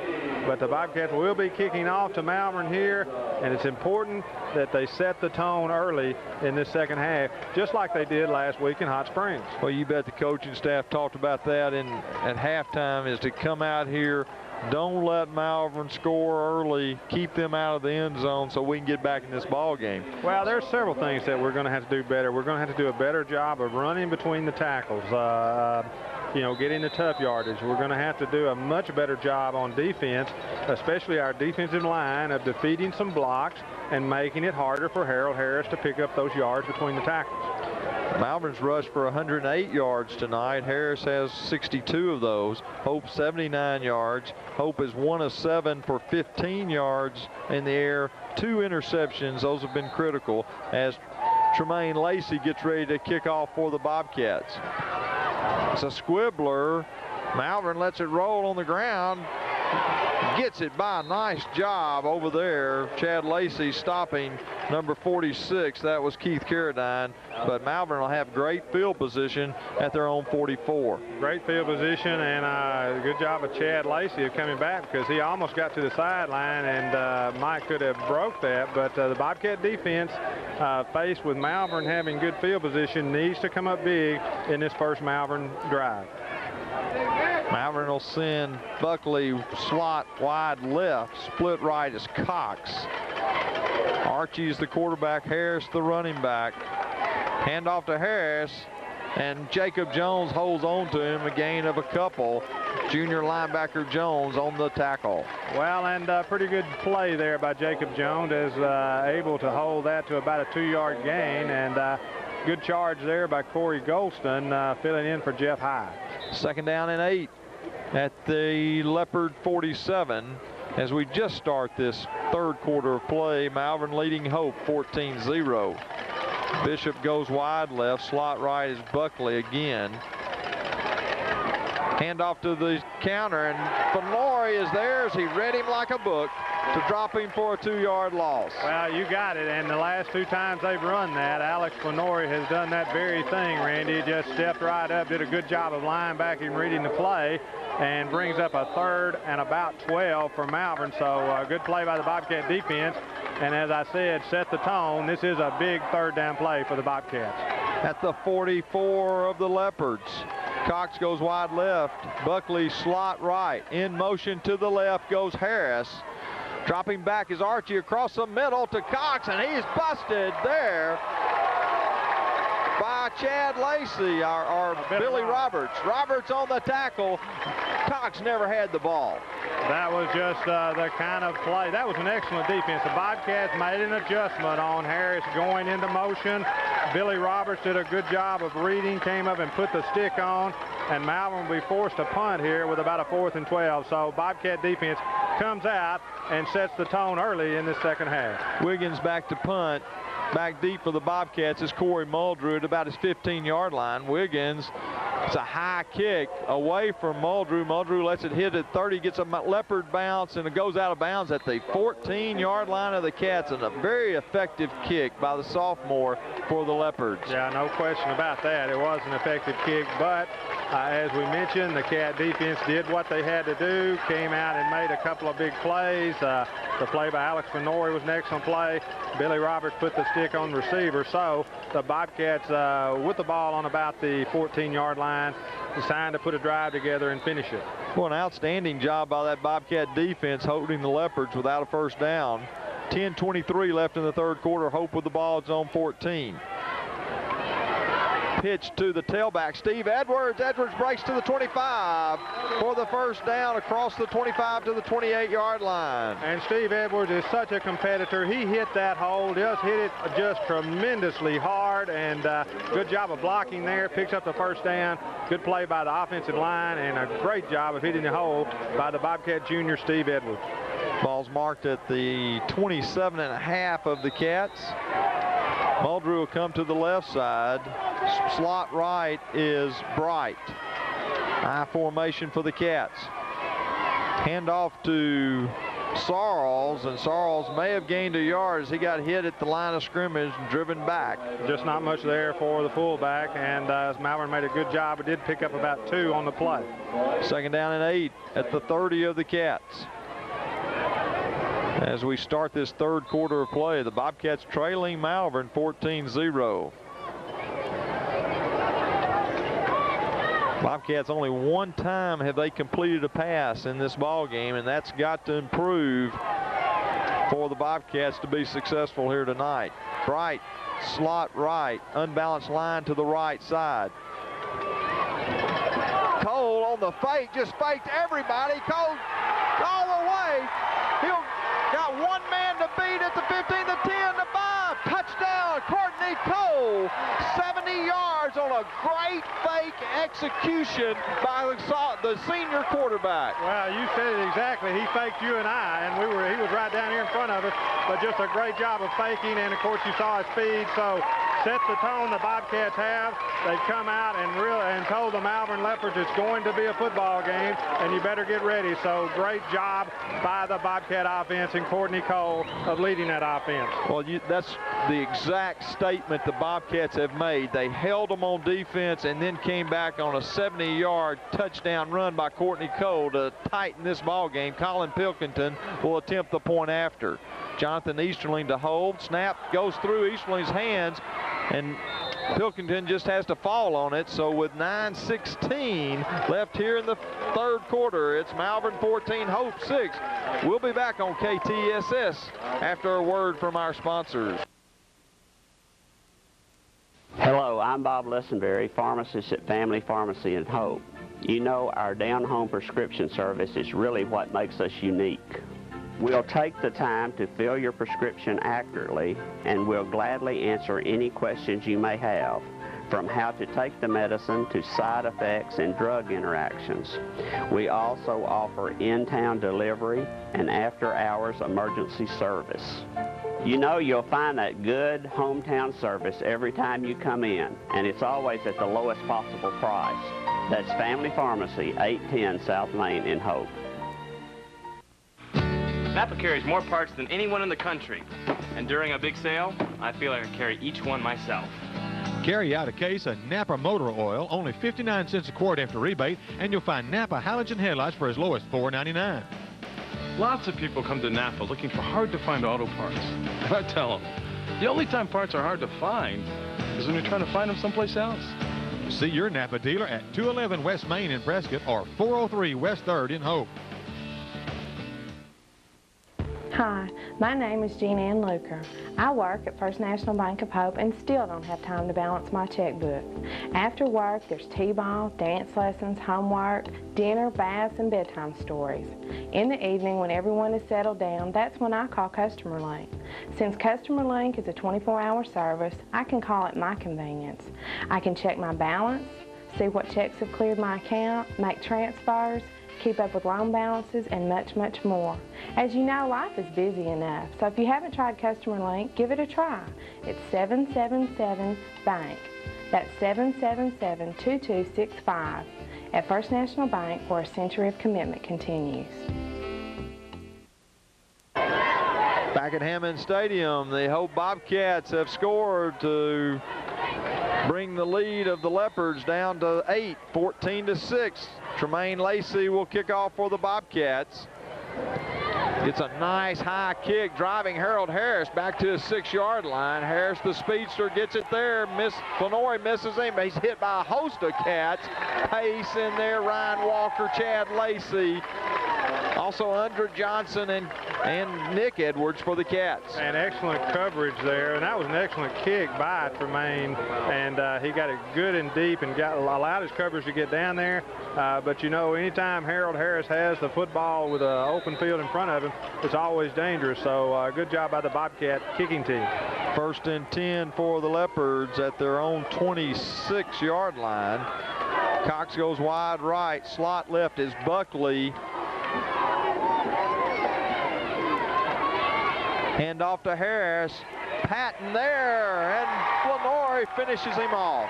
Good job by Jason Patton of staying at home, not overreacting what Harold Harris threw at him, and then another Bobcat came in to help him out. Good defensive play by Jason Patton, the junior defensive end. Loss of a yard back to the 26-yard line. 2nd down and 11. 8:45 clock running left in the 3rd quarter. Malvern leading Hope 14-6. Bishop goes wide left. Buckley is the slot back to the right side. Hand off to Harris on a counter, just a sidestep, and one man to beat. Roberts gets him at the 44. He falls across to the 45. That's where they'll mark it, at the Leopard 45. Well, and that was just a good counter play run by Malvern, and Harold Harris is just so quick that he doesn't need much time to exploit whatever little holes there, and he was able to pick up the 1st down for the Leopards. 1st and 10, 8:20 clock running left in this 3rd quarter of play. Cox goes wide left. Buckley is the slot back to the near side. Archie on the option. Well, it just collapses the Bobcat defense, but they make a good job of recovering. Patton there for the Cats. Also Golston on the tackle. Yeah, he did a good job coming back, because they just pushed our defensive line back there, and it looked like we were going to pick up a lot more yardage than that, and Patton made a good play by coming back and keeping it to about a 3-yard gain. 2nd down and 7 at the Leopard 48-yard line. David Alpey'd love to have some ball control drive here for the Leopards. Cox wide left. Buckley the slot back. On the option again is Archie, and the Bobcats let him loose for a first down into Bobcat territory near the 44-yard line. Well, Corey Golston, playing over there defensive tackle, made good penetration, but actually came in a little bit far, and it left Pace out there by himself to try to take on a blocker and the quarterback, and Malvern picks up another first down. First and 10 at the Bobcat 44. Cox comes to the right side. Slot left. Archie, the quarterback. Harris, the running back. Pitch to Harris along the left side.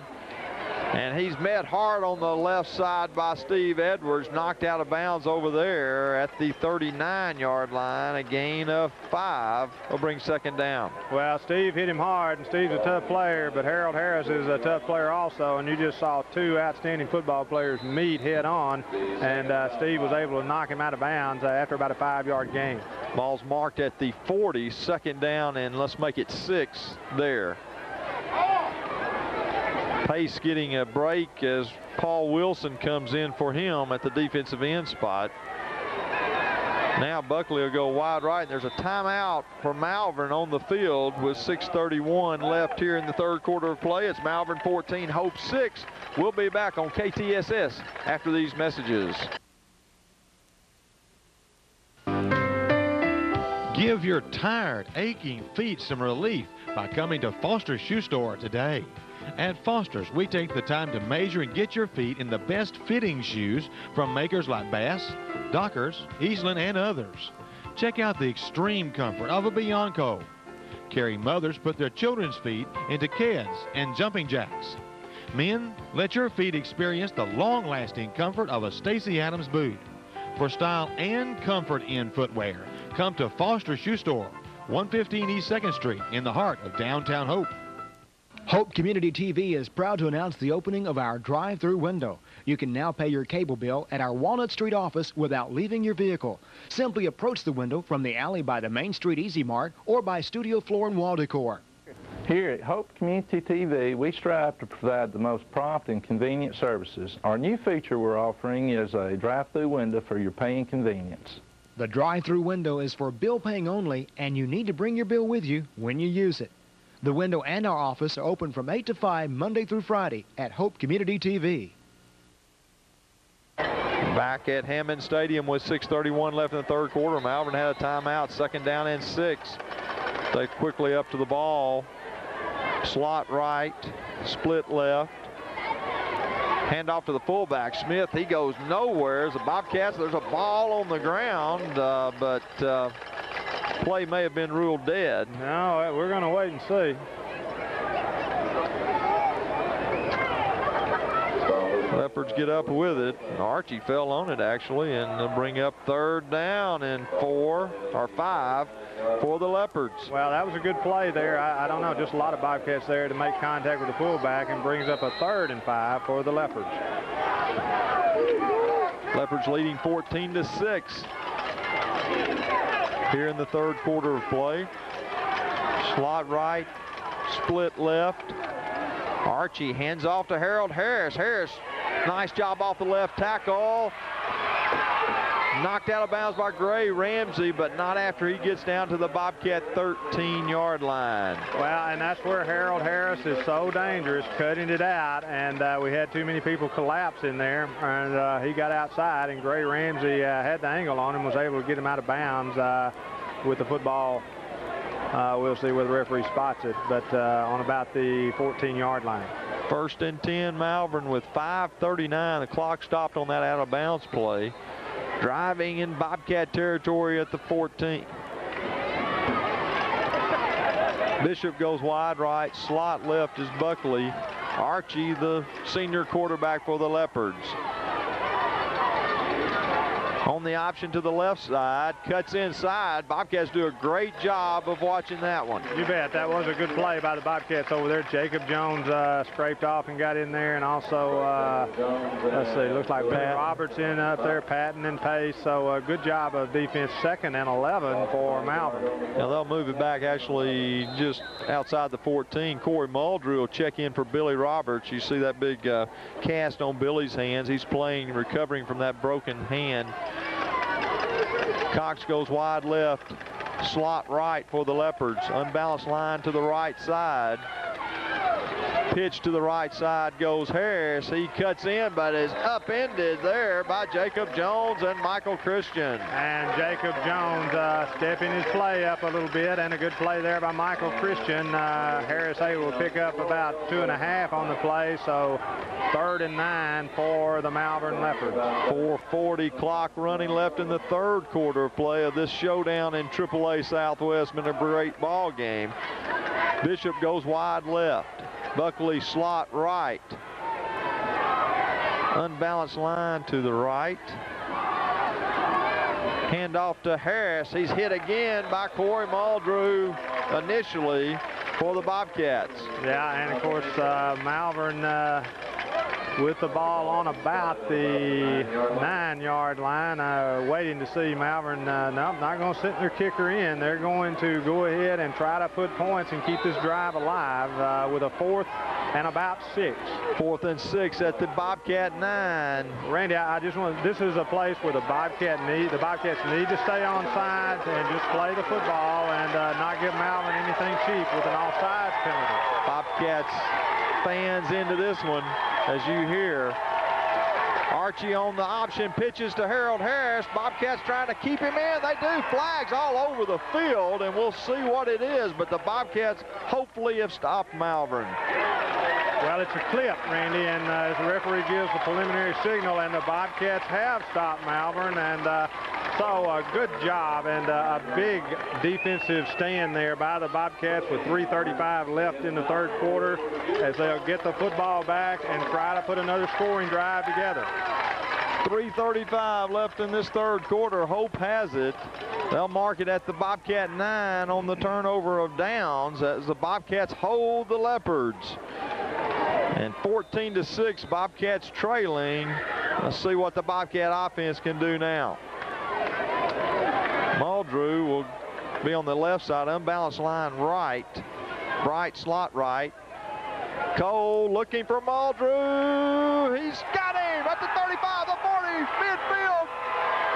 30, 20, he's going in. Touchdown, 91-yard touchdown pass from Courtney Cole to Corey Muldrew. What a great pass and what a wonderful catch by the All-State receiver. He was bumped down there, and I thought surely we'd get pass interference. Doesn't make Corey Muldrew any difference. He's going to break coverage and catch the football and make a great run. So what a great answer to that first half. These Bobcats have started out in the second half as they will surely leave their offense on and try to tack on the 2 points to tie this football game up. You got to tip your hat to these young men for coming out after being stopped at the goal line near the end of the first half and coming back here and scoring 2 touchdowns here in the 3rd quarter. Now we'll attempt to tie it on a go for 2 on the point after. Now Bright, you see, goes wide left.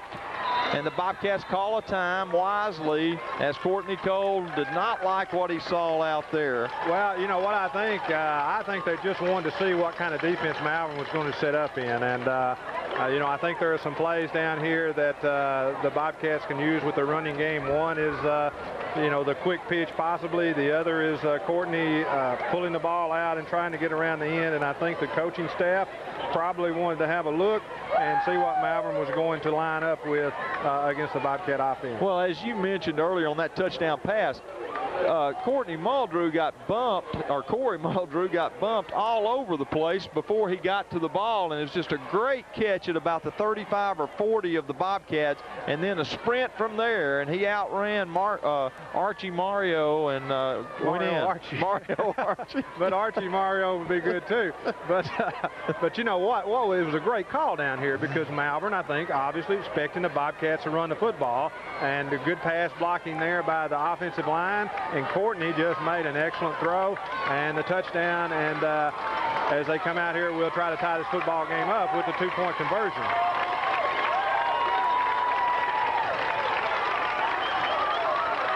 And we'll see how the Bobcats line up. Bright goes slot right.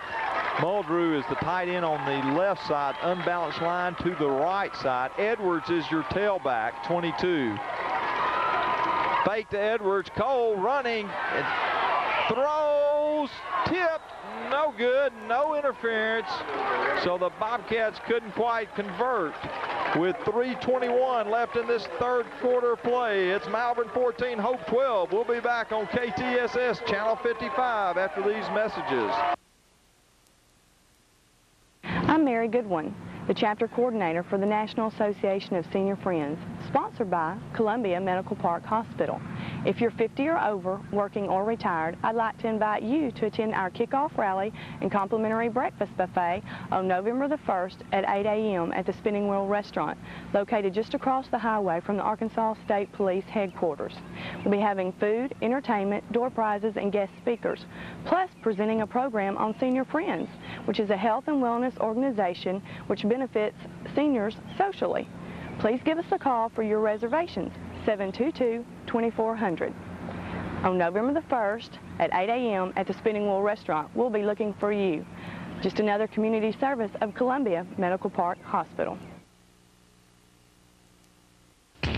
Mitchell's Medimart, 16th and South Main. Come see me, Travis Mitchell, along with Christy Hayes, for any of your drug needs. And we take all those third-party cards. So why go traipsing off in these real big parking lots? Once you come to Mitchell's Medimart, it saves yourself a lot of steps. And at the same time, while they're doing the post office downtown, and it's real hard to get in and out, why don't you come out here at 16th and South Main for all your postal needs? So come see me and Christy Hayes at 16th and South Main, Mitchell's Medimart. Year-end closeout prices are in effect today at John Hayes Chevrolet. For example, fuel-efficient Cavaliers have financing as low as 2.9% APR for 48 months.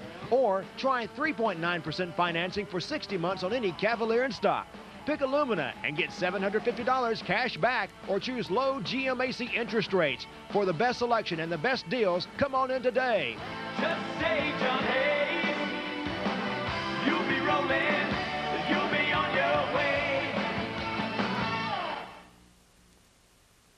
Bobcat pride showing here in this third quarter as you see it for the Bobcat fans, and the Bobcat teams come out, score 2 touchdowns to come within 2 points of the Leopards, trailing 14-12 as Tremaine Lacey will kick off.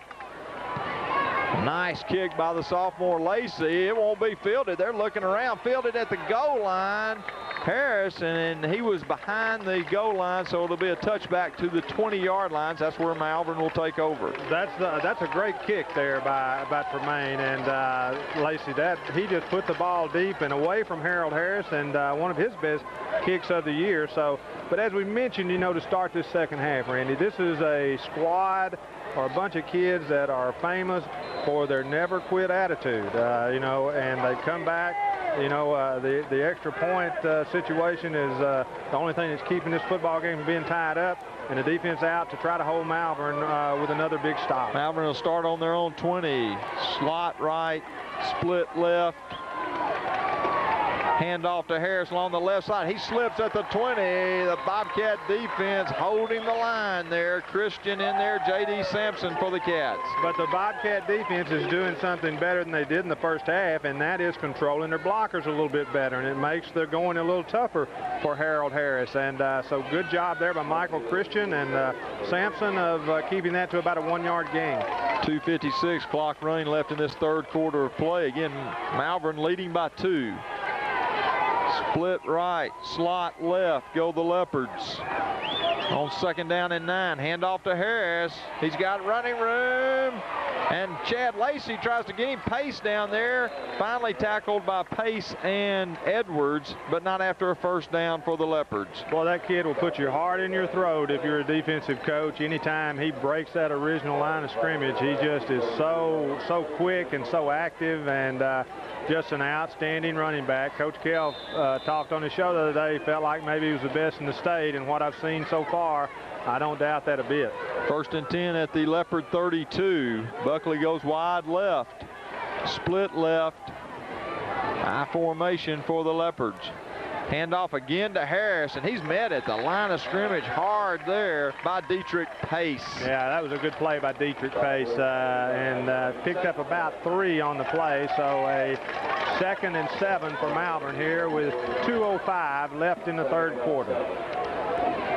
Bobcats trail by 2, 14-12 with 2 third-quarter touchdowns. Just haven't been able to convert on the point after.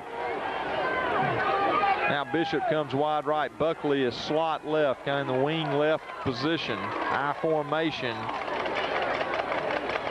on 2nd and 7. Handoff to Harris, but he's hit hard at the line as you see Golston and Sampson holding him up, and Pace over there to finish him up for the Cats. Good job there by Corey Golston and Jonathan Sampson and your Bobcat linebackers. So brings up a 3rd and 7 for Malvern, and once again, as the clock ticks down with 1:20 left in the third, big third down play for the Bobcat defense. Well, Coach David Alfe's shown that he wants his meal ticket carrying that ball on 3rd and 7 many times tonight. We'll see what the Bobcats can do. And on the options, Archie, he's turned over by, boy, a great job by Patton, Roberts, and Christian in there for the Cats. You bet. Michael Christian stepping his play up a level, and Jason Patton, good job of fighting off blockers and getting to the ball carrier. So Malvern forced a punt here as the Bobcat offense will come back on the field. Corey Muldrew dropping back for the punt. And Muldrew will go back, and also Steve Edwards. They'll have twin returns this time, both back at about the 25 of the Cats, as Wiggins, the sophomore, gets ready to kick on 4th and 7. Nice snap. Wiggins will get it off. Rush by Patton. Boy, nice kick, driving Edwards back to the 20. Reverses field, looking. Now he'll go down the near sideline and just hit there at the 26. Bobcat ball. Well, Steve got hit, turned around, and found a Malvern Leopard, and they knocked the ball out, but Corey Muldrew right there to fall on it. So the Bobcats get a little break there, and they'll start their offense with the ball on about the 26-yard line with 15 seconds left in this third quarter. Yeah, Mr. Goodwrench, Corey Muldrew in there to get the ball. Anytime the ball's somewhere, that's where you want Muldrew. You bet. And the Bobcats have certainly come out and given themselves every opportunity to win this football game, Randy. 15 seconds left here in the third quarter. Bobcats have it. Pitch to Steve Edwards. Edwards fights back to the line of scrimmage, and a great job by Edwards as he was hit way behind the line of scrimmage. Bring up 2nd down as we're going to end this third quarter of play with Malvern leading the Bobcats 14-12. We'll be back for the final quarter on KTSS after these messages. Here we are back to school time. Time for all of our school activities. We at Studio Floor and Wall Decor would like to encourage you to join your local booster club, whether it be the Athletic Booster Club or Band Booster Club, whether it be the Bobcats, the Curly Wolves, or the Blue Jays. Join these clubs and help support your children. If you need any wall covering, floor covering, or paint, come to Studio Floor and Wall Decor at 500 South Walnut Street in Hope, Arkansas.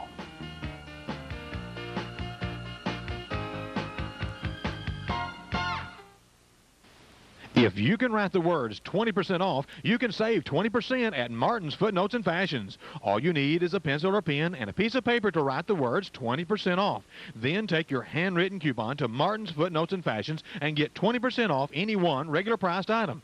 This offer is good now through Saturday, October 11 only. It includes everything from t-shirts to any dress in the store. It's that easy to save 20% now through Saturday, October 11 at Martin's Footnotes and Fashions. Make your car, truck, or van unique with accessories from Smith Tire Service. Need a step for your cab or a spoiler or bug shield? We have them in stock. We also have a good selection of chrome toolboxes for any truck. At Smith Tire Service, we have the largest selection of custom wheels in the Arcotechs. Credit is available to qualified buyers along with our convenient layaway plan. And we install window tinting with a lifetime guarantee. Make your car special. Come to Smith Tire Service today, where service is in our name. We're at 1100 North Hervey in Hope. As we start the fourth quarter of play, you see the Hope crowd and the Bobcat cheerleaders as the Bobcats have come back here in the third quarter to narrow the score to 14-12. Bobcats have it as we start the fourth quarter. 2nd down and 9 at their own 26-yard line. Right, slot right. Handoff to, no, reverse to Corey Muldrew along the left side. Can he get outside? He just couldn't quite. At the 30, brought down there after a gain of about 3. That's just good defense on Malvern. We were talking about that on the break, that we haven't seen a reverse tonight. Malvern just did a good job of playing that, and but the Bobcats were able to pick up about 4. Going to bring up a 3rd and a short 6 for the Bobcats. So big 3rd down for the Bobcat offense. DeCosta Holyfield is the running back number 6 in there, the sophomore. Slot right is Bright, split left is Corey Muldrew. Dropping back hits Bright, just can't hold on to it. And he's hit after the ball, but just a little high, and D just couldn't hold on to it. Brings up 4th down for the Bobcats. Yeah, it was a little bit high, but D's made that catch before, and I think D will probably wake up tomorrow and realize that he's played a lot better games catching the football than this, but you know, you have to keep throwing the football to D. Bright because he is an outstanding receiver and will catch the football when he sometime during this football game. I'm going to bet you. Patton, the punter, it's a wobbly kick. Harris fields it and falls down at the 37. Pace just checking to make sure if that ball's there. Pretty effective punt there by Jason Patton, and so Malvern with 11-12 left in this football game bring their offense out on the field, and the Bobcat defense will need to come up big one more time, as the Malvern defense did a good job of stopping the Bobcats there for the first time in this second half. Good crowd from Malvern. There you see the Malvern band getting its fans into this game. Capacity crowd over on the far side from Malvern, watching their team, an outstanding football team. Cox split left, slot right is Buckley. 1st and 10 Malvern, fake. Now Archie dropping back has Cox. He catches a great catch inside the Bobcat 40 at the 37.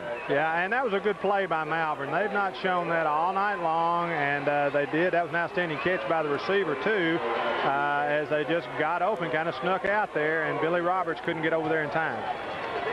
1st and 10 Malvern at the Bobcat 38. Suddenly the Leopards in Bobcat territory with 11:05 left in this ball game, leading the Cats 14-12.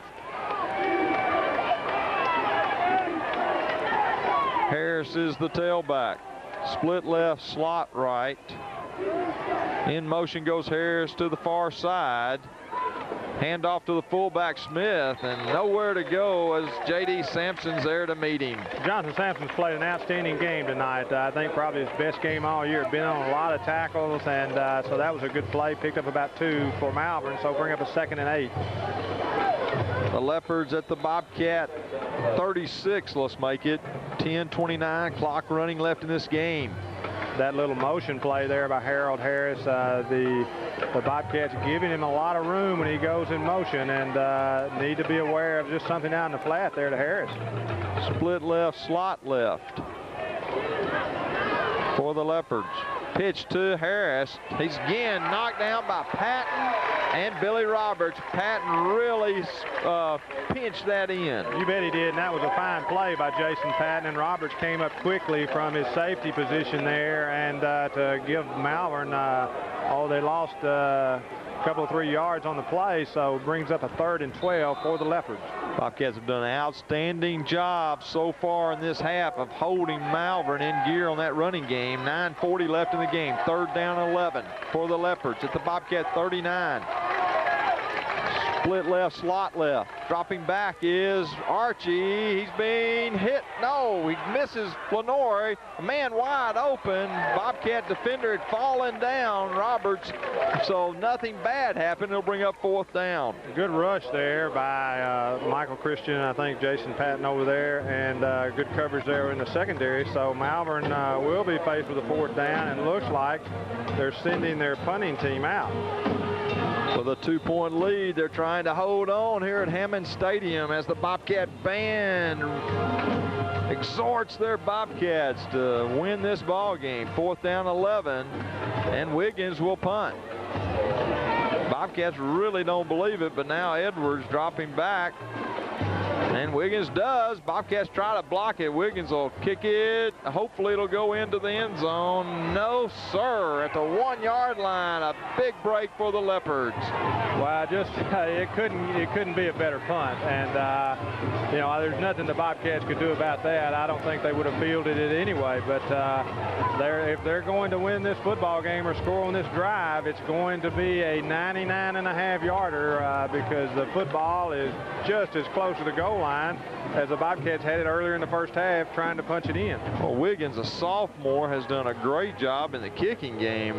Just an outstanding job of putting that punt down there on the Bobcat goal line. Boy, you bet. And you know, we were looking and hoping. We saw it bouncing and just died right there at the goal line. 1st and 10 Cats at their 1-yard line. Bright goes slot left. And Courtney Cole tries to punch it out a little bit, get a little bit of breathing room. Gets it up to the 2, 2nd down and 9 for the Cats. Yeah, and of course, Malvern looking there, expecting Hope to try to punch it out and get a little breathing room. Just not a lot of movement there. Able to pick up about a yard on the play. 8:53 clock running left in this game. Bobcats have it, but they're deep in their own territory at the 2-yard line. 2nd down. Remember, the Bobcats had a 91-yard touchdown pass from Cole to Muldrew. So the Cats aren't afraid to throw it deep in their own territory. Muldrew and Bright go wide left. Courtney Cole on the left side, if he can get around in. Boy, good job of getting near the 1st down. Let's see where he marked it. Courtney just took on a lick there to try to push it in for the 1st down. That was a good, tough run there by Courtney, and it's going to be real close to the 1st down. We'll just, well, I think it's going to bring up 3rd down, but nice job of running that little quarterback keeper there by Courtney Cole. Brings up a 3rd and about 1 yard for the Bobcats. 8 minutes exactly, clock running left in the ball game. Bobcats waiting for that play to come in on 3rd and short at the 11. Just mark it at the 10, really, just touching the 10-yard line of the Cats. Not much time left on the play clock. 2 seconds. Bobcats call a timeout if they got it off before the flag. No, the referee throws the flag, delay of game, and a critical call. It'll bring up 3rd and 6 for the Cats. Yep, that changes the play for sure, and Coach Kell and Courtney just couldn't quite get the Bobcats up to the line there, and Ryan Walker and Courtney saw it when it was too late, and the referee threw his flag. So Bobcats probably are going to change this play. Well, and they don't get a timeout charge to them, as the delay flag was thrown before the timeout. Probably the only good thing that happened on that play. 3rd and 6 at the 5. Bobcats have power I left formation now.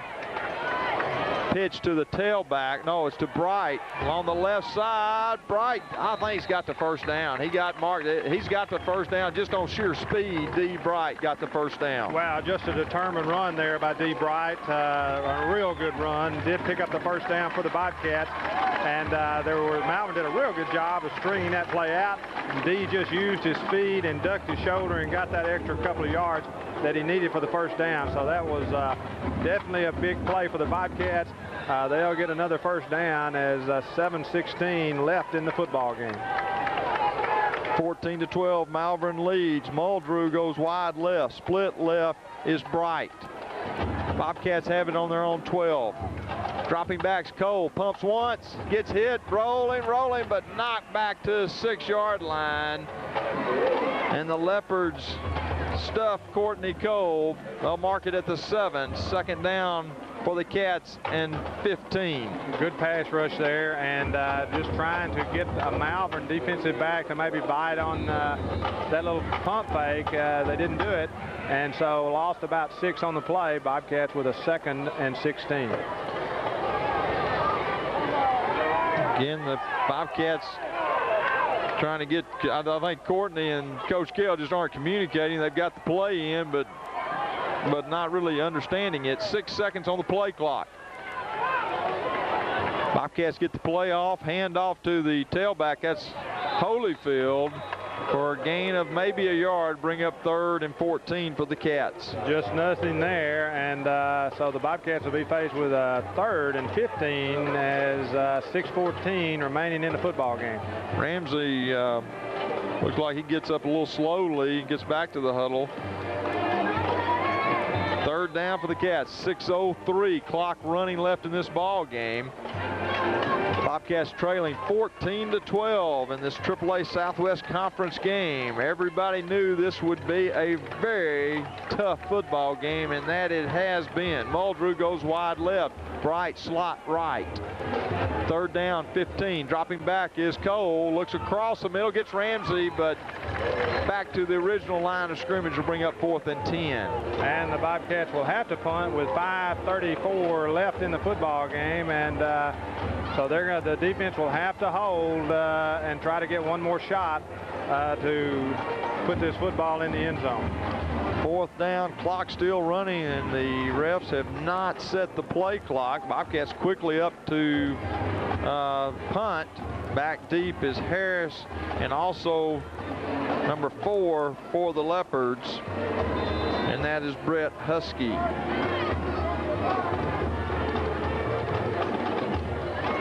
Patton gets a nice kick, high kick. Husky fields it. They've got the return on, got a wall over there. Finally brought down over there by number 28 for the Bobcats. Good job of getting out, breaking the containment, and that was Jason Ragland. I think Pace just lost the football, and because I saw him look back up, and he just lost the football, or he would have made that tackle. But pretty good, excellent return there, and gives Malvern great field position. 4:47 left in the game. The ball's at the Bobcat 24. 1st and 10. Leopards leading the Bobcats 14-12. Cox goes wide left. Buckley slot right. Hand off to Harris along the right side. Billy Roberts stops him there as he comes in near the 20-yard line. Bring up 2nd down, and let's make it about 7 at the 21. Yeah, Billy Roberts just pretty much mirroring Harold Harris here late in this football game, and has made a lot of tackles on him here in the last couple of drives that Malvern's had. 2nd down and 7 at the Bobcat 21. Bishop comes to the left side. The official and Harold Harris talk about something as maybe an equipment problem or mouthpiece or something like that. Leopards get set. 2nd down is 7. On the counter to Buckley. He fights off a blocker, gets to the 10 as Pace and Roberts knock him out of bounds at the 9-yard line of the Bobcats with 3:51 left in this game. Yeah, the misdirection has just given us a lot of problems tonight. There at one time we were handling pretty good, but Malvern came up big on that play, picked up the 1st down, and put the football on the 8-yard line. 1st and goal. Ball marked at the 8 of the Cats. The fans know how to say fumble. They need to be yelling it now. Well, it's 8 yards, and they're going to have to hold them out, or at least hold them to a field goal for any opportunity. And so Bobcat defense has to come up big here. Cox wide left. Slot right is Buckley. And again, the quarterback for the Leopards, Archie, checking the officials. Now the officials there's some questioning going on with the Bobcat coaching staff with the officials about what the Leopards are doing, and we'll see if there's any explanation. There's an official timeout with 3:48 left in this game.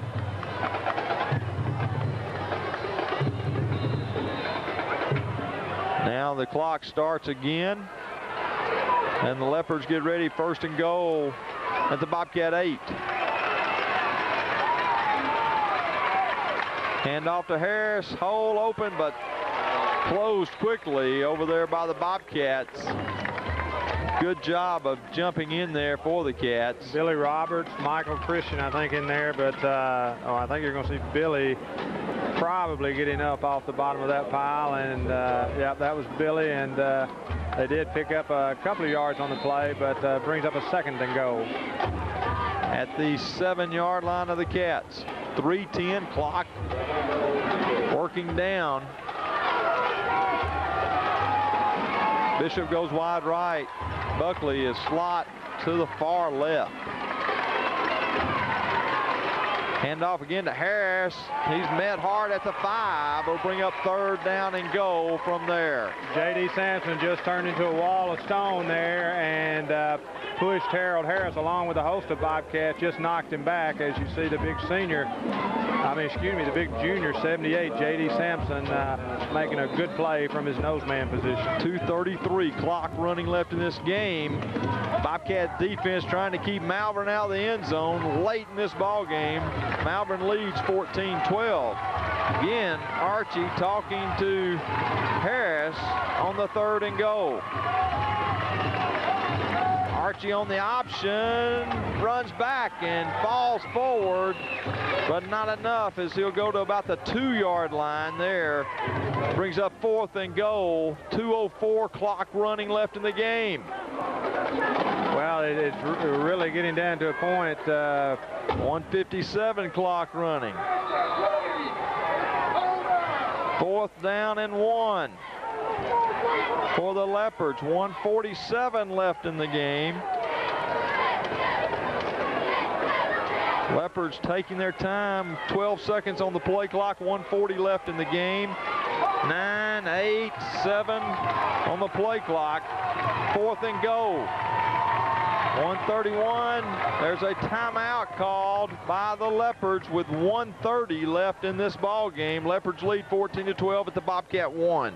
Well, you know, this is any chance we're going to have to hold them out, but you know, the ball may be a little outside the 1-yard line, a little over a yard to go, and but whatever happens, Bobcats will have, if they hold, they're going to have 99 yards with just a little over a minute to go, and their work cut out for them. Yeah, that's right. I mean, you know, unless, I mean, Malvern can't do a lot of bad things down here and hurt them too much with the lead with short time left. Bobcats will get it with, if they don't score, will get the ball with just a minute or so left in this game. Well, if they score, the only thing we can hope for is a missed extra point, and then we'll have to pull something miraculous out of the hat. But Bobcat defense faced with a big 4th and goal for the Malvern Leopards. One on the 1-yard line, and so a minute 30 left in this football game. Leopards set at the line of scrimmage. 4th down. Slot left, split right.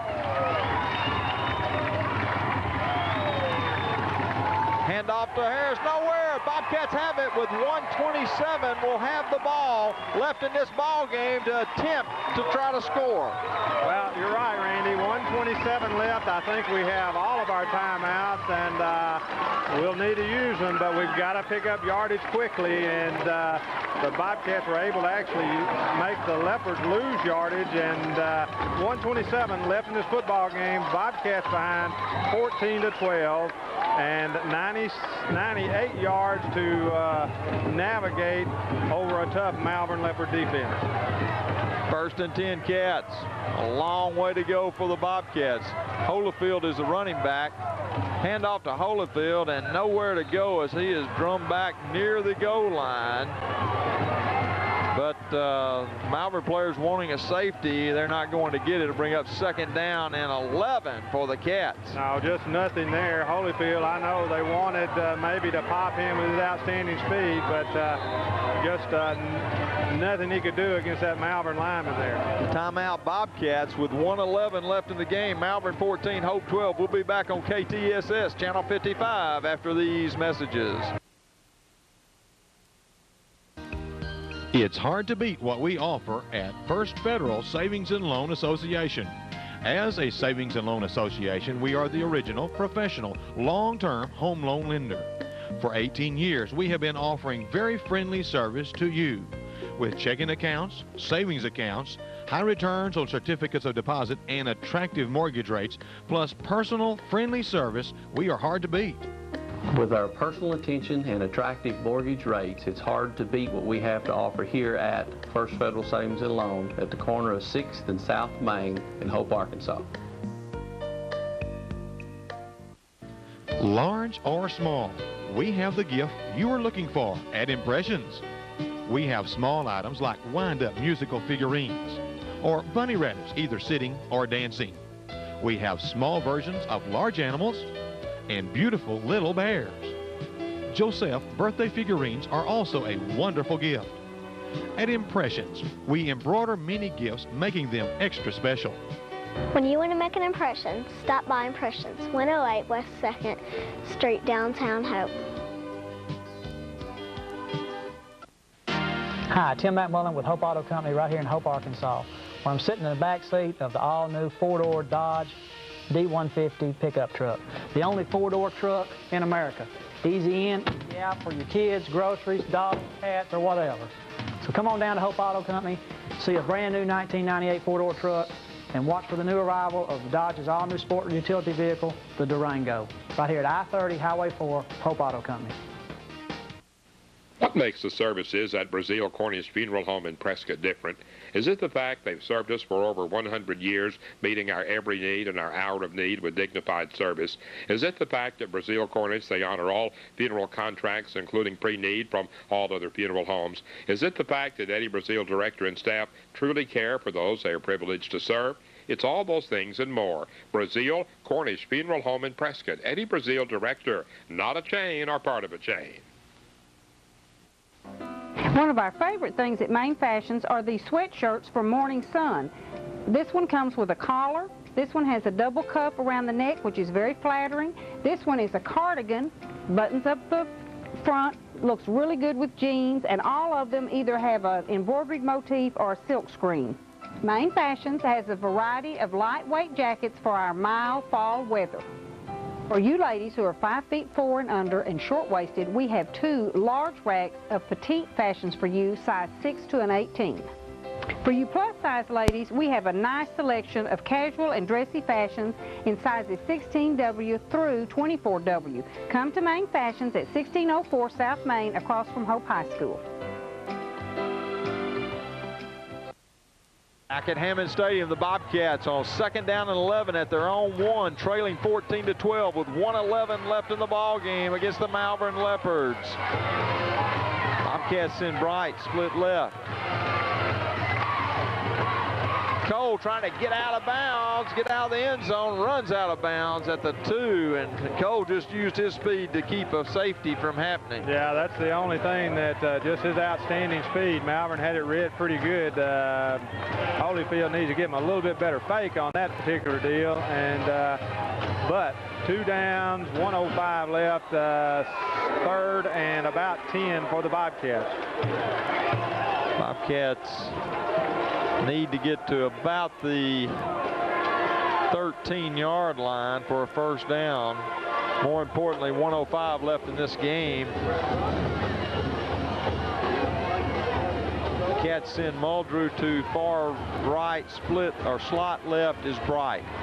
Dropping back is Cole. He's going to be hit. He's dropping out. Hit it, but he threw it. Is it a nope? The official rules a touchdown on a fumble, and that'll be it for the Leopards, as they'll win this game, or at least they'll go ahead on a touchdown with 57 seconds left, and they'll attempt the point after.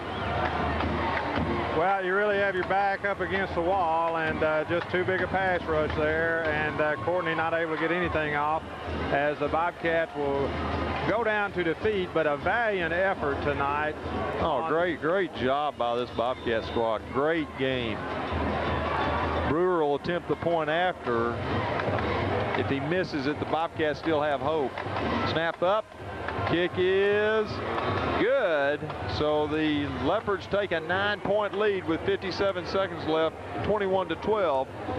and the Bobcats will have one more time at it to try to put some points on the board. Well, you know, this was a football game, Randy, that the Bobcats really had to put a whole 2 halves together, and you know, they weren't able to do it, and Malvern is going to get out of here with a 21-12 win unless the Bobcats can put some points on here at the end. But with a 9-point lead, it's not possible to win a football game. But you know, again, the situations, you know, I think the Bobcats came out and really dominated this second half, no question about it, and you know, did a good job holding out down there. And you know, when you're backed up in the end zone, they know you have to pass. It's a tough job to accomplish to get anything to happen. But you know, there were some bright spots, and I think they're going to be disappointed knowing that they could have won and should have won this football game with a little bit better first half. And you know, Malvern certainly has a good football team, but I think the Bobcats have a better football team, but will come out on the losing end tonight. Kick by Wiggins deep, and the Bobcats will let it go into the end zone and will not field it. Bobcats have it on the 20. Well, you're exactly right in your comments, Bubba, as the Bobcats have shown, I think, everybody in the state that they are legitimate contenders for the AAA Southwest conference title. Well, they have the talent to be, Randy, but the thing that they're going to have to do is when they get into these tough games, they will have to play a complete football game. And as we mentioned, it was pretty much all Malvern first half, all Bobcats second half.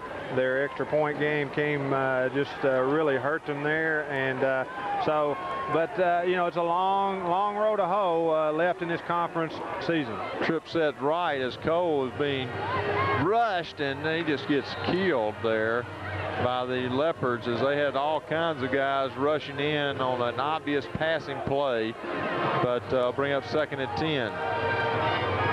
And you know, as 51 seconds left in the football game, you know, the thing that you find important about this football game is there are areas that the Bobcats can improve on. And, you know, obviously the extra point, obviously coming out and not making some mistakes happen that Malvern took advantage of in the first half. As we always talk about, if they can put a whole football game together, this is a very dominant and explosive football team. Cole hands off to the tailback, and that's Steve Edwards, gain of about 5, just to try to see if he could break loose through the middle, since such a heavy rush, and they're so conscious of our receivers at this point. Well, they've been conscious of Corey all night long. You know, we were able to get that long touchdown pass, and but other than that, he's really been covered up double and sometimes triple team. So Corey Mulder is going to find that every football game, and so the Bobcats, you know, again came back out in the second half and really had Malvern on their heels. 3rd down, 15 seconds left. Cole going to get hit again and almost intercepted, but Cole just barely got that one away before he was smacked there with 8 seconds left. Bobcats will have it 4th down. And a couple of big plays, but you know, as we think back over the football game, you know, Malvern did score a couple of touchdowns, and the Bobcats had their opportunities. They moved the football. Obviously, the goal line stand by Malvern late in the first half comes back to be a huge play to haunt the Bobcats. But, you know, as always, a wonderful effort by these young men. Bobcats will be at home next week against Lake Hamilton, as on the last play of the game, pitch to Edwards, breaking through the 35, knocked out of bounds, but for some reason the clock didn't start.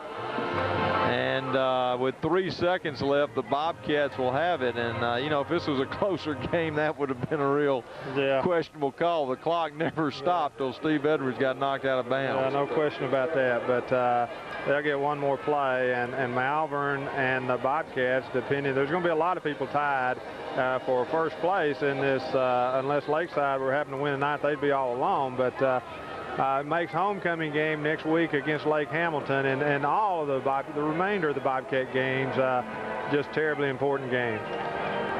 1st and 10 Cats at the 30, their own 36. The last play of the game with 3 seconds left. Cole on a quarterback draw to the left side, and he'll go down at midfield as we end the game. The final score, Malvern 21, Hope 12. We'll be back on KTSS with our players of the game after these messages. Wilson Furniture and Appliance in Hope needs your help. Our showroom and warehouse are full of Lazy Boy. We have Lazy Boys in pairs or sets of 3. At Wilson, we have lots of recliners in luxurious leather or the classic stain-resistant fabrics. Please, come try our Lazy Boys and see why they are the best. Come see how far below retail we mark our prices. At Wilson, we have the largest selection of Lazy Boy in the area. Please come by your Lazy Boy today at Wilson Furniture and Appliance, 222 South Main in Hope. Hi, I'm Dr. Pearson with the Pearson Eye and Medical Institute. I would like to introduce you to a new member of our staff, Dr. Gopal Naik. Dr. Gopal Naik has been specializing in gynecology and has had a successful practice for the last 7 years. If you would like an appointment with Dr. Gopal Naik or Dr. H. Lewis Pearson, give us a call at 1-800-662-1645 or take the airport exit in Texarkana and go 3/4 mile.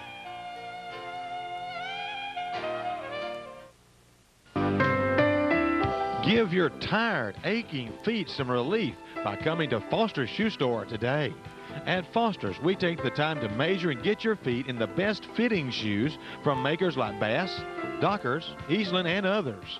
Check out the extreme comfort of a Bianco. Caring mothers put their children's feet into Keds and jumping jacks. Men, let your feet experience the long-lasting comfort of a Stacy Adams boot. For style and comfort in footwear, come to Foster's Shoe Store, 115 East 2nd Street in the heart of downtown Hope. Back at Hammond Stadium after the tough loss the Bobcats suffered to the Malvern Leopards in AAA Southwest here tonight, 21-12. We've got our players of the game. Offensively, number 80, senior Corey Muldrew. Defensively, the junior, number 78, J.D. Sampson. Both outstanding jobs, as the whole Bobcat team did tonight in a hard-fought game that could have gone either way, as the Bobcats came back in the second half and scored 2 third quarter touchdowns to bring this game to even. And the fourth quarter, Bobcats just couldn't quite get it going to pull this one out. Corey, you had that big 91-yard touchdown catch and run from pass from Courtney Cole. You had an outstanding job. Why don't you describe that play for us? Well, we went in at halftime, and I guess the coaches upstairs saw it, and Coach Kell told me we was going to try to do it. And we came out in the second half. It worked just like he said it would. Well, we kind of looked, Bubba, and I thought that you got bumped right before you got the ball. Looked like you got hit a couple times, but you're kind of getting hit a lot this year, aren't you? Yes, sir. It's all part of the game. Well, that's true, but it seems like every time the ball's coming near you, if the defender thinks you've got a chance at it, he's coming at you, hitting you before. A lot of defensive penalties against you, and we really thought maybe that was one there too. Tell me, we've seen it also. All these teams, and Malvern did it tonight, they're really double covering, triple covering you, aren't they? A little bit. Malvern played more of a 2-deep zone where they had a cornerback up on me, and every time I come off the line, he bumped me, and he sort of like filling me on to the safety out there. And it's been like that all season. Well, you come in tonight, you lose a tough heartbreaker. I mean, I know y'all expected to win this game, but what do you look for now? You're 2-1 in conference, certainly maybe tied for conference lead now. What do you look for next week going into homecoming against Lake Hamilton? Well, last week we played a great second half, and this week we played a great second half, and just trying to put it all together next week and play 48 minutes. That's a good job, and I know y'all met with the coaches after the game and got it together, and certainly you don't have anything to be ashamed of in this game. You just got to get ready for next week, don't you? Yes, sir. Seniors are starting to step up, especially Nick Kemp and Courtney Cole, DeRoger, and Dietrich Pace. Well, that's great, and that's what it takes, senior leadership, to get the Bobcats into a conference championship, into the playoffs, and go a long way. And I know that's what your goal is, to be playing at War Memorial. Yes, sir.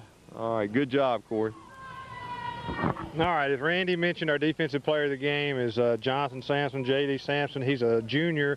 nose man for the Bobcats. And J.D., I guess tonight you faced Harold Harris, and I think without a doubt one of the best running backs in the state. First half he had some success against you guys. Second half defense came out, didn't allow a touchdown, played much better second half and gave the Bobcats an opportunity to win the football game. What changed at halftime? Well, we just had to keep him contained and not let him get the big plays, and the defensive line had to step it up, and I think we did in the second half. And that's pretty much what we had to do. I think you did step it up, J.D. You know, you are the strongest Bobcat. And I mentioned to Randy that one of the things I thought needed to happen in the second half was for your defensive line to start whipping some blockers, and you guys did that, and that's why you're our player of the game. We noticed you doing that a lot out there tonight. But I'll ask you the same question that Randy asked Corey, and that is, what's it going to take? I know, you know, you came in here tonight and wanted to beat Malvern, and you should have beat Malvern. You know, as we look back, you know, we should have scored a touchdown down there at the end of the half, and we couldn't quite get it in. And, you know, that last touchdown, I don't even count that. We had our backs to the wall. But, you know, you're not a senior, but tell us what the Bobcats, specifically your defense, need to do to go on and win this AAA Southwest. I think we need to come out and play 48 minutes of football instead of just playing half a game, and we'll be all right.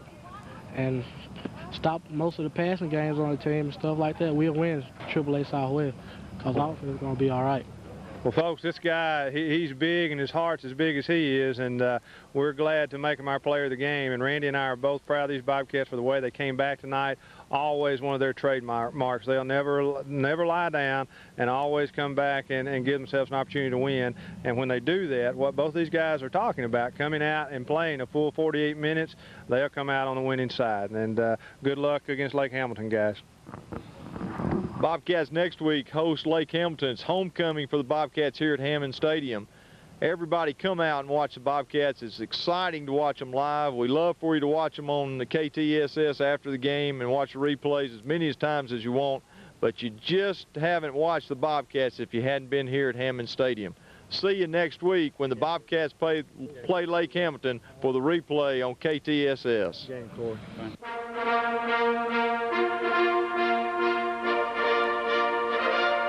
You've been watching Bobcat football as Hope hosted Malvern on Friday, October 10th. Play-by-play with